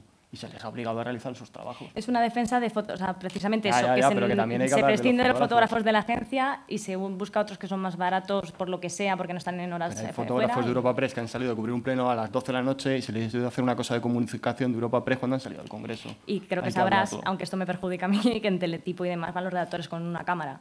O sea, no hay fotógrafos de Teletipo que vayan. Va el mismo redactor que tiene que cubrir la rueda de prensa y irse corriendo entre los fotógrafos con su camarita porque le hicieron un curso express. Quiero decir que, también lo que no estoy de acuerdo con eso. Hay que saber si se coge un trabajo o no, o cuándo hay que decir que no. Perdonar que son de plantilla ya, o sea, que es que te obligan. O sea, voy a añadir algo a este dato que es curioso. Vamos a ver, estamos en una agencia de prensa que tiene una parte que hace un servicio, digamos, a medios de comunicación, una parte informativa y otra parte puramente corporativa. Eso es un trabajo de marketing. Entonces, ese trabajo de marketing, hay una empresa, una multinacional probablemente, que contrata a Europa Press Comunicación para que él haga una acción. Entonces, esa empresa paga una cantidad posiblemente importante a Europa Press Comunicación, ¿no? Entonces, Europa Press lo que decide, en el caso que tú dices, es a un fotógrafo que ya le paga una cantidad, pues le endosa ese trabajo. Que realmente es algo que no tiene ningún sentido, porque ya está pagando el cliente porque se busca un fotógrafo de calidad que le saque adelante ese tema, ¿no? Entonces, bueno, es un poco el comportamiento un poco de tratar de sacar el máximo beneficio, ¿no? Tirando piedras contra tu propio tejado, desde mi punto de vista, ¿no? Porque un fotógrafo que sale del Congreso va a hacer con muy poco interés un trabajo que exige, parece mentira, pero un trabajo de comunicación exige más dedicación que un trabajo puramente informativo, porque muchas veces en un evento, pues un periodista, o sea, un fotoperiodista de medio, pues directamente ya sabe cuándo tiene la foto. Dice, bueno, pues ya esto ya está hecho, ¿no? Ya tengo la foto, necesito una, ya está hecho. En cambio, un fotógrafo corporativo pues tiene que hacer todo un reportaje bueno, con un nivel de calidad buena, ¿no? Sí, pero decir que también se está aprovechando el fotógrafo de prensa, el medio al que trabaja, para que encima haga de corporativo y tampoco llame un fotógrafo que realmente se dedica al corporativo. Y eso cada vez lo están haciendo más medios. Entonces, el cliente lo está pagando. Bueno, el cliente lo está pagando, sí, sí. Vamos, yo he hecho para la agencia F la foto de los currículum del Banco Cívico, por ejemplo. Me parece que estabas tú todavía, Diego, en la agencia, ¿o no estabas todavía? No, bueno, pues es un caso de una empresa privada que le pide unas fotografías a F y en vez de que la pueda hacer el trabajo, pero te lo meten dentro de la agenda, tienes 2 entrevistas, una manifestación, entre medias te vas a hacer la foto de ¿qué vas a llegar allí? ¿Qué vas a hacer? Yo solo por comentar un poco ahí el hilo esto para que se entienda mejor, sobre todo hasta estos años que está como editora en vídeo, el cámara ahora mismo que está con nosotros estaba en plantilla de siempre, en informativos de Europa Press, empezó a hacer trabajo para nosotros y como dice él, igual que en vídeo todavía más, que hay que editar vídeos corporativos, a él le costó mucho adaptarse a otra visión que no era rueda de prensa, coger el canutazo y demás, lo ha hecho y ha pasado a tener en plantilla un cámara que es de la agencia y que hace bien su trabajo porque como todos lo aprendemos, ¿no? Y es un cambio de visión y cualquier fotógrafo puede hacerlo con una especialización, por supuesto, y estoy de acuerdo en que se podría tirar un poco pues, de lo que tenemos en casa. Alberto. Yo no sé si firmaría una foto cuya selección y cuya edición no controlo yo, porque eso va con mi firma. A lo mejor lo digo desde la comodidad de quien está en plantilla y por tanto pues no tiene que pelear cada foto que hace, pero va con mi firma. Entonces yo no me puedo arriesgar a que otra persona elija una foto que jamás elegiría yo o que trate esa imagen de una manera que jamás lo haría yo, ¿no? Me parece bastante extraño, eso por un lado. Y por otro, creo que lo que está pasando aquí, en parte también pasa en otros países. Es decir, me contaba un amigo mío, un fotógrafo inglés, colaborador de The Guardian, le pagan mucho mejor que aquí, lógicamente. Su padre fue fotógrafo del Times durante muchísimo tiempo. Él fotografió la Inglaterra de los años 60, 70, todos los grupos musicales, la eclosión de la contracultura, y lo único que hacía es ir, le llamaba al periódico, oye, vete a tal sitio y dispara. Él disparaba, dejaba los carretes, en la redacción y se olvidaba. Y fue uno de los fotógrafos más reconocidos de aquella época. Hoy por hoy él me decía, yo es que hago 5 trabajos. Yo me tengo que producir mi propio tema, tengo que escribir mi propio texto, hacer las fotos, si cabe hacer vídeo y además ser mi propio community manager de mi trabajo, intentar venderlo. O sea, tengo que ser comercial además. O sea, todo ha cambiado muchísimo, se ha complicado muchísimo la historia. Por eso creo que sí, que nosotros, en la medida de lo posible, tenemos que controlar todo el proceso, porque todo ese proceso es parte de nuestro trabajo, ¿no? Y la edición fotográfica yo creo que es casi tan importante como hacer clic. Un apunte nada más. Apunte, ¿eh? Sí, en muchos años de profesión solo me ha ocurrido una vez la aplicación de la cláusula de conciencia. Un compañero me dijo, esa foto no me la firmes, que esa foto no la reconozco como mía. No porque la hubiera editado yo, sino porque él no quería firmar esa información, esa foto concreta, ¿no? O sea que sí se pelea y sí se defiende en la medida de lo posible. Algunos en la comodidad de la plantilla y otros sin esa comodidad, pero sí se hace. Allá al fondo.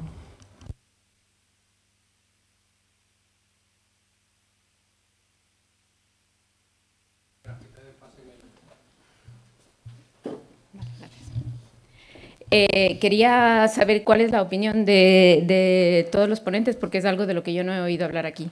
Yo trabajo en la agencia EFE también, en el departamento de contenidos digitales, y actualmente a nosotros no se nos exige para nada respetar el nombre del fotógrafo, y todo lo contrario, en cuanto nosotros tiramos de fototeca para ilustrar cualquier información, se nos dice que pongamos archivo.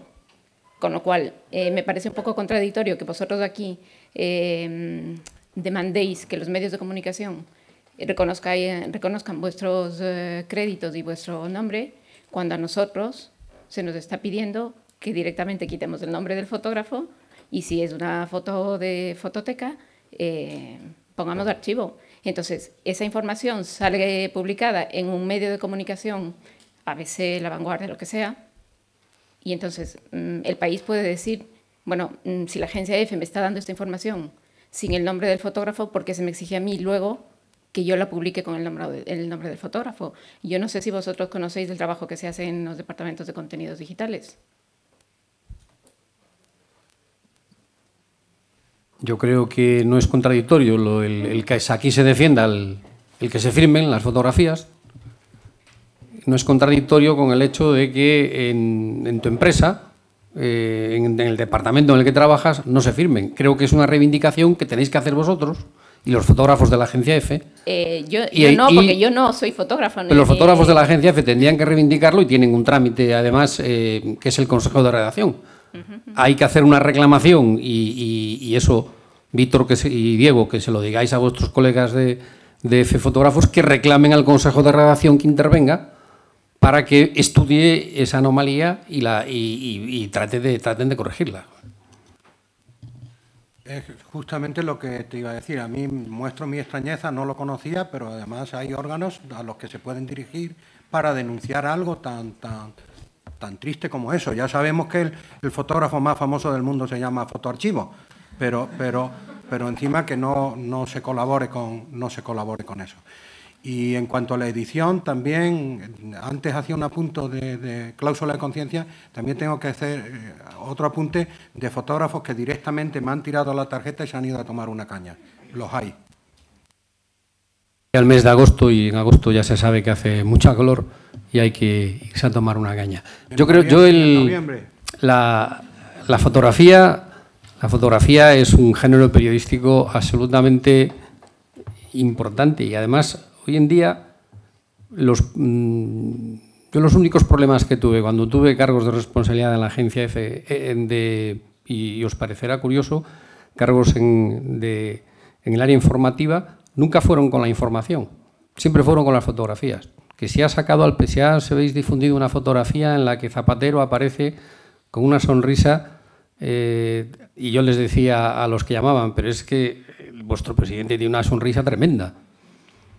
Es muy difícil sacarle favorecido cuando sonríe.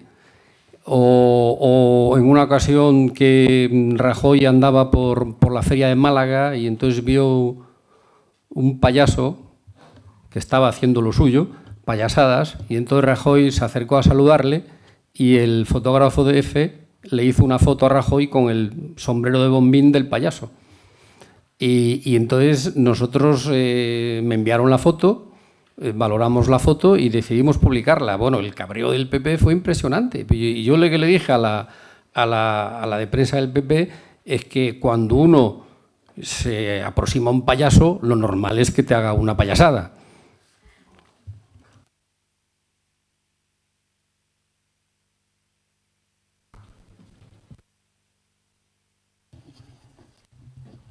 Gracias. Quería saber qué opináis del llamado periodismo ciudadano, pero en la parte gráfica. Me alegro que me hagas esa pregunta, como decía otro. Gracias. Valientes. Bueno. O sea, el periodismo ciudadano, si está informando desde un punto... Es que volvemos a lo mismo. Una cosa es la prensa y otra es un periodista ciudadano. Es que tampoco está definido, no está ni regulado en esta profesión. Y un periodista ciudadano, si quiere ejercer de periodista, tiene un método para hacerlo, tiene que tener unas exigencias tanto legales como morales, como de ética, como todo, que es lo que estamos hablando. Ahora vale todo. Entonces, yo creo que hay muchos compañeros que son fotoperiodistas, cámaras de televisión y demás, que se les ha exigido una serie de requisitos para trabajar. Entonces, para informar a la ciudadanía y como denuncia lo que estaba hablando antes Diego, de un hecho donde no ha habido un periodista, donde no ha llegado una fotografía, un acto en sí donde nadie ha podido pasar, bueno, también bajo unas condiciones, que no se regalen esas fotografías a los medios de comunicación, que ellos es muy bueno que las cedan. Entonces yo estoy, pues eso, como periodista ciudadano, sí, para denunciar hechos, pero no como no un trabajo de prensa. Yo creo que lo dice en sí mismo. Juanjo, bueno, veo que hay muchos valientes. Sí y no. Con 10.000 periodistas en el paro desde el año 2008, hablar de periodistas ciudadanos pues es hablar de parados periodistas. Entonces, por otro lado, antes comentaba una de las cosas que de alguna manera pedimos es que se establezcan las reglas del juego, que nos expliquen en dónde estamos. Porque yo entiendo, yo particularmente no me siento representado por ninguna de las cabeceras que hay en el kiosco y encuentro información muchísimo más interesante en el cajón desastre ese que es Menéame. Unos vienen de cabeceras conocidas y reconocidas, otros vienen de blogs particulares. Creo que estamos en mitad de el torbellino de un huracán. Tardará un tiempo en posarse y cuando se pose veremos dónde ha quedado cada uno y dónde ha quedado cada concepto y dónde ha quedado también el concepto del periodismo. Y no olvidemos que el artículo ese, el artículo 20, que está allí tan bonito, puesto en grande, dice que los derechos no son de los periodistas a informar, sino de los ciudadanos a ser informados. A ser informados verazmente, con ética. O sea, lo importante, creo que lo ha dicho Víctor.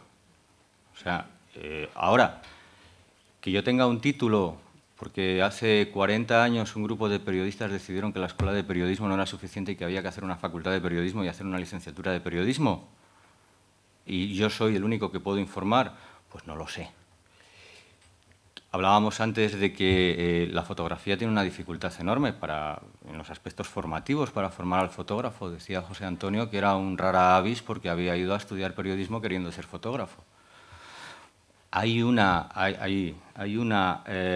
título de fotografía de formación profesional de 2 años que te da un técnico superior de fotografía que estudias 2 años. Y que según el Boletín Oficial del Estado debe salir formado también para labores fotoperiodísticas. Yo estoy en segundo, estoy estudiando segundo ahora. Después de 25 años de ejercicio he decidido estudiar, voy por segundo. Y me ha suspendido el de audiovisual, estoy muy enfadado. Hay una FP en esa FP, que están ahora mismo cambiando también en el Ministerio, están con las comunidades autónomas tratando el currículum, no hay nada que hable de ética periodística, no hay nada que hable, hay que introducirlo. Tenemos que estar ahí diciendo, señores, si tú me vas a preparar y me vas a dar un título que me va a preparar para ser fotógrafo y también en un periódico, pues esa persona, ese estudiante tiene que saber de ética periodística. Tiene que conocer el entorno jurídico en el que se mueve, tiene que conocer tanto el constitucional como el de los derechos de autor, o sea, hay mucho por hacer. En ese sentido, el periodismo ciudadano no lo vamos a decidir nosotros, creo yo. Lo va a decidir cómo ande la sociedad. La sociedad está andando, no se ha parado. Si te paras, te tiran, te quedas hundido y ya. Y ahí te has quedado y la sociedad estará por allí y tú allí detrás hablando de periodismo titulado. Y una cosita para la amiga de Europa Press, la ley de la oferta y la demanda. Tenemos que volver a la ley de la oferta y la demanda. Y la ley de la oferta y la demanda en fotoperiodismo es que tú eres bueno y tú eres malo, y tú haces tu trabajo bien o lo haces mal. Iba a decir un taco. Ya está. El periodismo ciudadano, yo no sé quién inventó el periodismo ciudadano, desde luego. Sí, pero de siempre, y nosotros en la agencia EFE lo sabemos, y en otros medios, por supuesto, ha habido ciudadanos informadores. Gente que dice, hay un incendio, está ardiendo el Palacio de Deportes de Madrid. Te llamaban a EFE y te decían, oye, que soy fulano de tal y está ardiendo el Palacio de Deportes de Madrid, tira para allá corriendo. ¿Cuál es la diferencia? Que a lo mejor a ese ciudadano hace una foto con su móvil y la sube a YouTube o la sube a Internet o la vende, bien, de acuerdo. Pero hay una cosa clave entre lo que es el periodista ejerciendo su profesión y el tal ciudadano haciendo de informador, que es la ética y la deontología profesional. Esa es la única diferencia que hay. Usted puede ser un periodista ciudadano si me acata el código ético y deontológico de la FAPE o el de la NIG o los que haya, o el del sindicato de periodistas, me da igual, o el de la Federación Internacional de Periodistas. Si usted acata ese código ético y deontológico que te obliga a una serie de normas y que te da también derechos, si usted lo acata puede hacer periodismo. Pero como no acate ese código ético y deontológico, usted no es periodista ni es nada. Usted es un señor que llama a un periódico a decir, me están matando a mi suegra. Nada más. Pero periodista, no, usted no es periodista. Solo un apunte. Yo no me pondría en manos de un abogado ciudadano, o dejaría que me operara un cirujano ciudadano, o me dejaría que construyera mi casa un arquitecto ciudadano, pues para informarme igual. Yo no me fío de un periodista ciudadano, fío de un profesional, que para eso están, y para eso nos formamos, y eso nos cuesta un dinero y una serie de años, ¿no? No, digo que es la reflexión que yo hago, comparándolo con otras profesiones que son incuestionables. Nadie...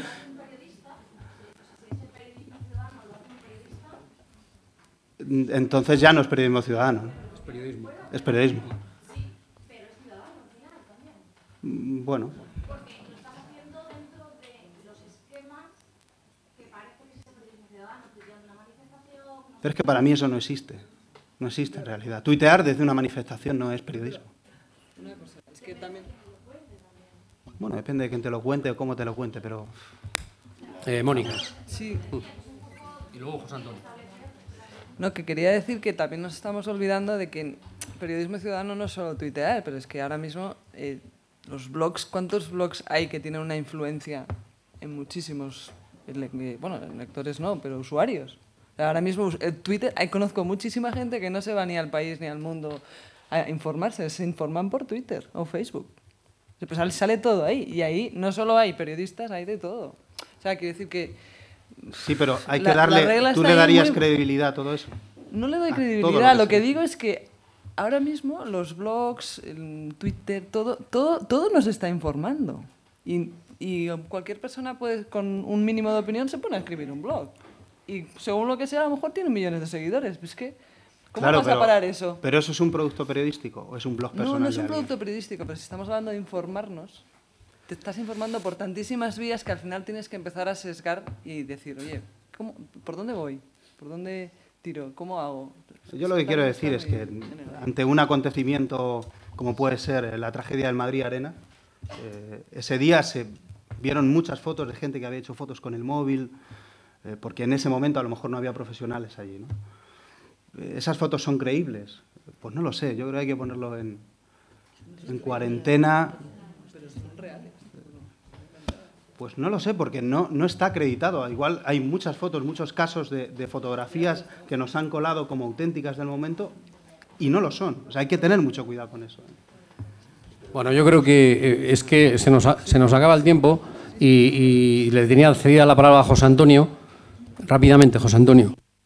Sí, bueno, yo voy a tirar piedras contra el propio tejado y yo soy un ferviente defensor del periodismo ciudadano, pero voy a explicarme un poco. Estoy cerca de la postura de Mónica en el sentido de que yo realmente últimamente me informo más por blogs, por Facebook y por otro tipo de subproductos periodísticos que por los propios medios, ¿no? Y ha habido bastantes acontecimientos en Madrid de los que yo me he enterado de cosas que no he leído en ningún medio a través de blogs y a través de cartas al director o a través de otro tipo de soportes, ¿no? Entonces, con esto lo que quiero decir es que es la posibilidad de que el ciudadano, por primera vez en la historia, tenga un medio de difusión de lo que quiera contar, es algo que para la democracia y para la libertad es algo indescriptible, o sea, es algo maravilloso. Entonces, no tenemos que estar en contra de eso. Sí es verdad que hay que leer las cosas con alfileres, o sea, pues dices, bueno, esto me están contando esto, pero bueno, me lo puedo creer o no. Pero la verdad es que no tiene por qué tener menos credibilidad un ciudadano que cuenta algo en un blog que un periodista de un medio totalmente mediatizado por el gobierno de turno, ¿no? O sea, tampoco lo veo. Pero no es un periodista ciudadano, sino un testigo de un hecho. No. Yo creo que en vez de periodista llamaríamos... Estás hablando en el siglo XX, no estamos en el siglo XXI. O sea, esa afirmación es del siglo XX. O sea, es que ahora realmente hay medios, paralelos a los medios oficiales. Y yo leo todos los días un montón de ellos, desde Mi Mesa Cojea hasta Meneamé. O sea, bueno, hay mil blogs maravillosos que están escritos por aficionados o por llámalo como quieras, pero yo desde luego prefiero Mi Mesa Cojea, no sé, estoy haciéndole mucha propaganda, o un blog que hay sobre escepticismo científico, me interesa mucho más que las revistas que hay en los kioscos. Pues entonces hablamos todo. No, pero nadie cuestiona eso. Lo único que no todo es periodismo. Cuidado. No confundamos. Es decir, es un señor que opina, vale, pero no es un periodista. Pero la frontera, cuidado. La frontera sí, empieza pero a ser que muy no le sutil. llamemos periodista. La frontera no, empieza porque a ser... si empezamos a llamar periodistas a todo el mundo, entiendo que los empresarios estén pagando lo que están pagando y haya ofertas a 5 euros por un artículo de 500 palabras. Pero lo que importa es el mensaje, en definitiva. O sea, no... Peligrosísimo. No el emisor. ¿Por qué hay una proliferación en los últimos años, aprovechando la crisis, de ofertas miserables e indignas a periodistas? ¿Por qué? Porque si consideramos que mi vecino del quinto es periodista, entiendo que al vecino del quinto le ofrezcan 5 euros por un artículo de 500 palabras y que él acepte. Yo no voy a aceptarlo. Y te doy la razón, pero si a lo que es periodismo con cabecera y controlado tenemos que dirigirnos a lo que nos encontramos algunas mañanas en los kioscos, en la portada, con foto y con titular en rojo, y me voy a abstener de decir cabeceras en particular, pero todos tenemos en la cabeza de lo que hablo, entonces yo también entiendo que el lector diga, si esto es periodismo, el blog de mi vecino es más agradable de leer. Bueno, pues nada, oye, aquí a 5 euros el artículo de 500 palabras. Venga, vamos allá. Es que, de todas formas, esto lo dejamos para otro foro, y lo discutiremos en otro foro con tranquilidad y con apasionamiento, como debe ser las discusiones. Muchas gracias a todos.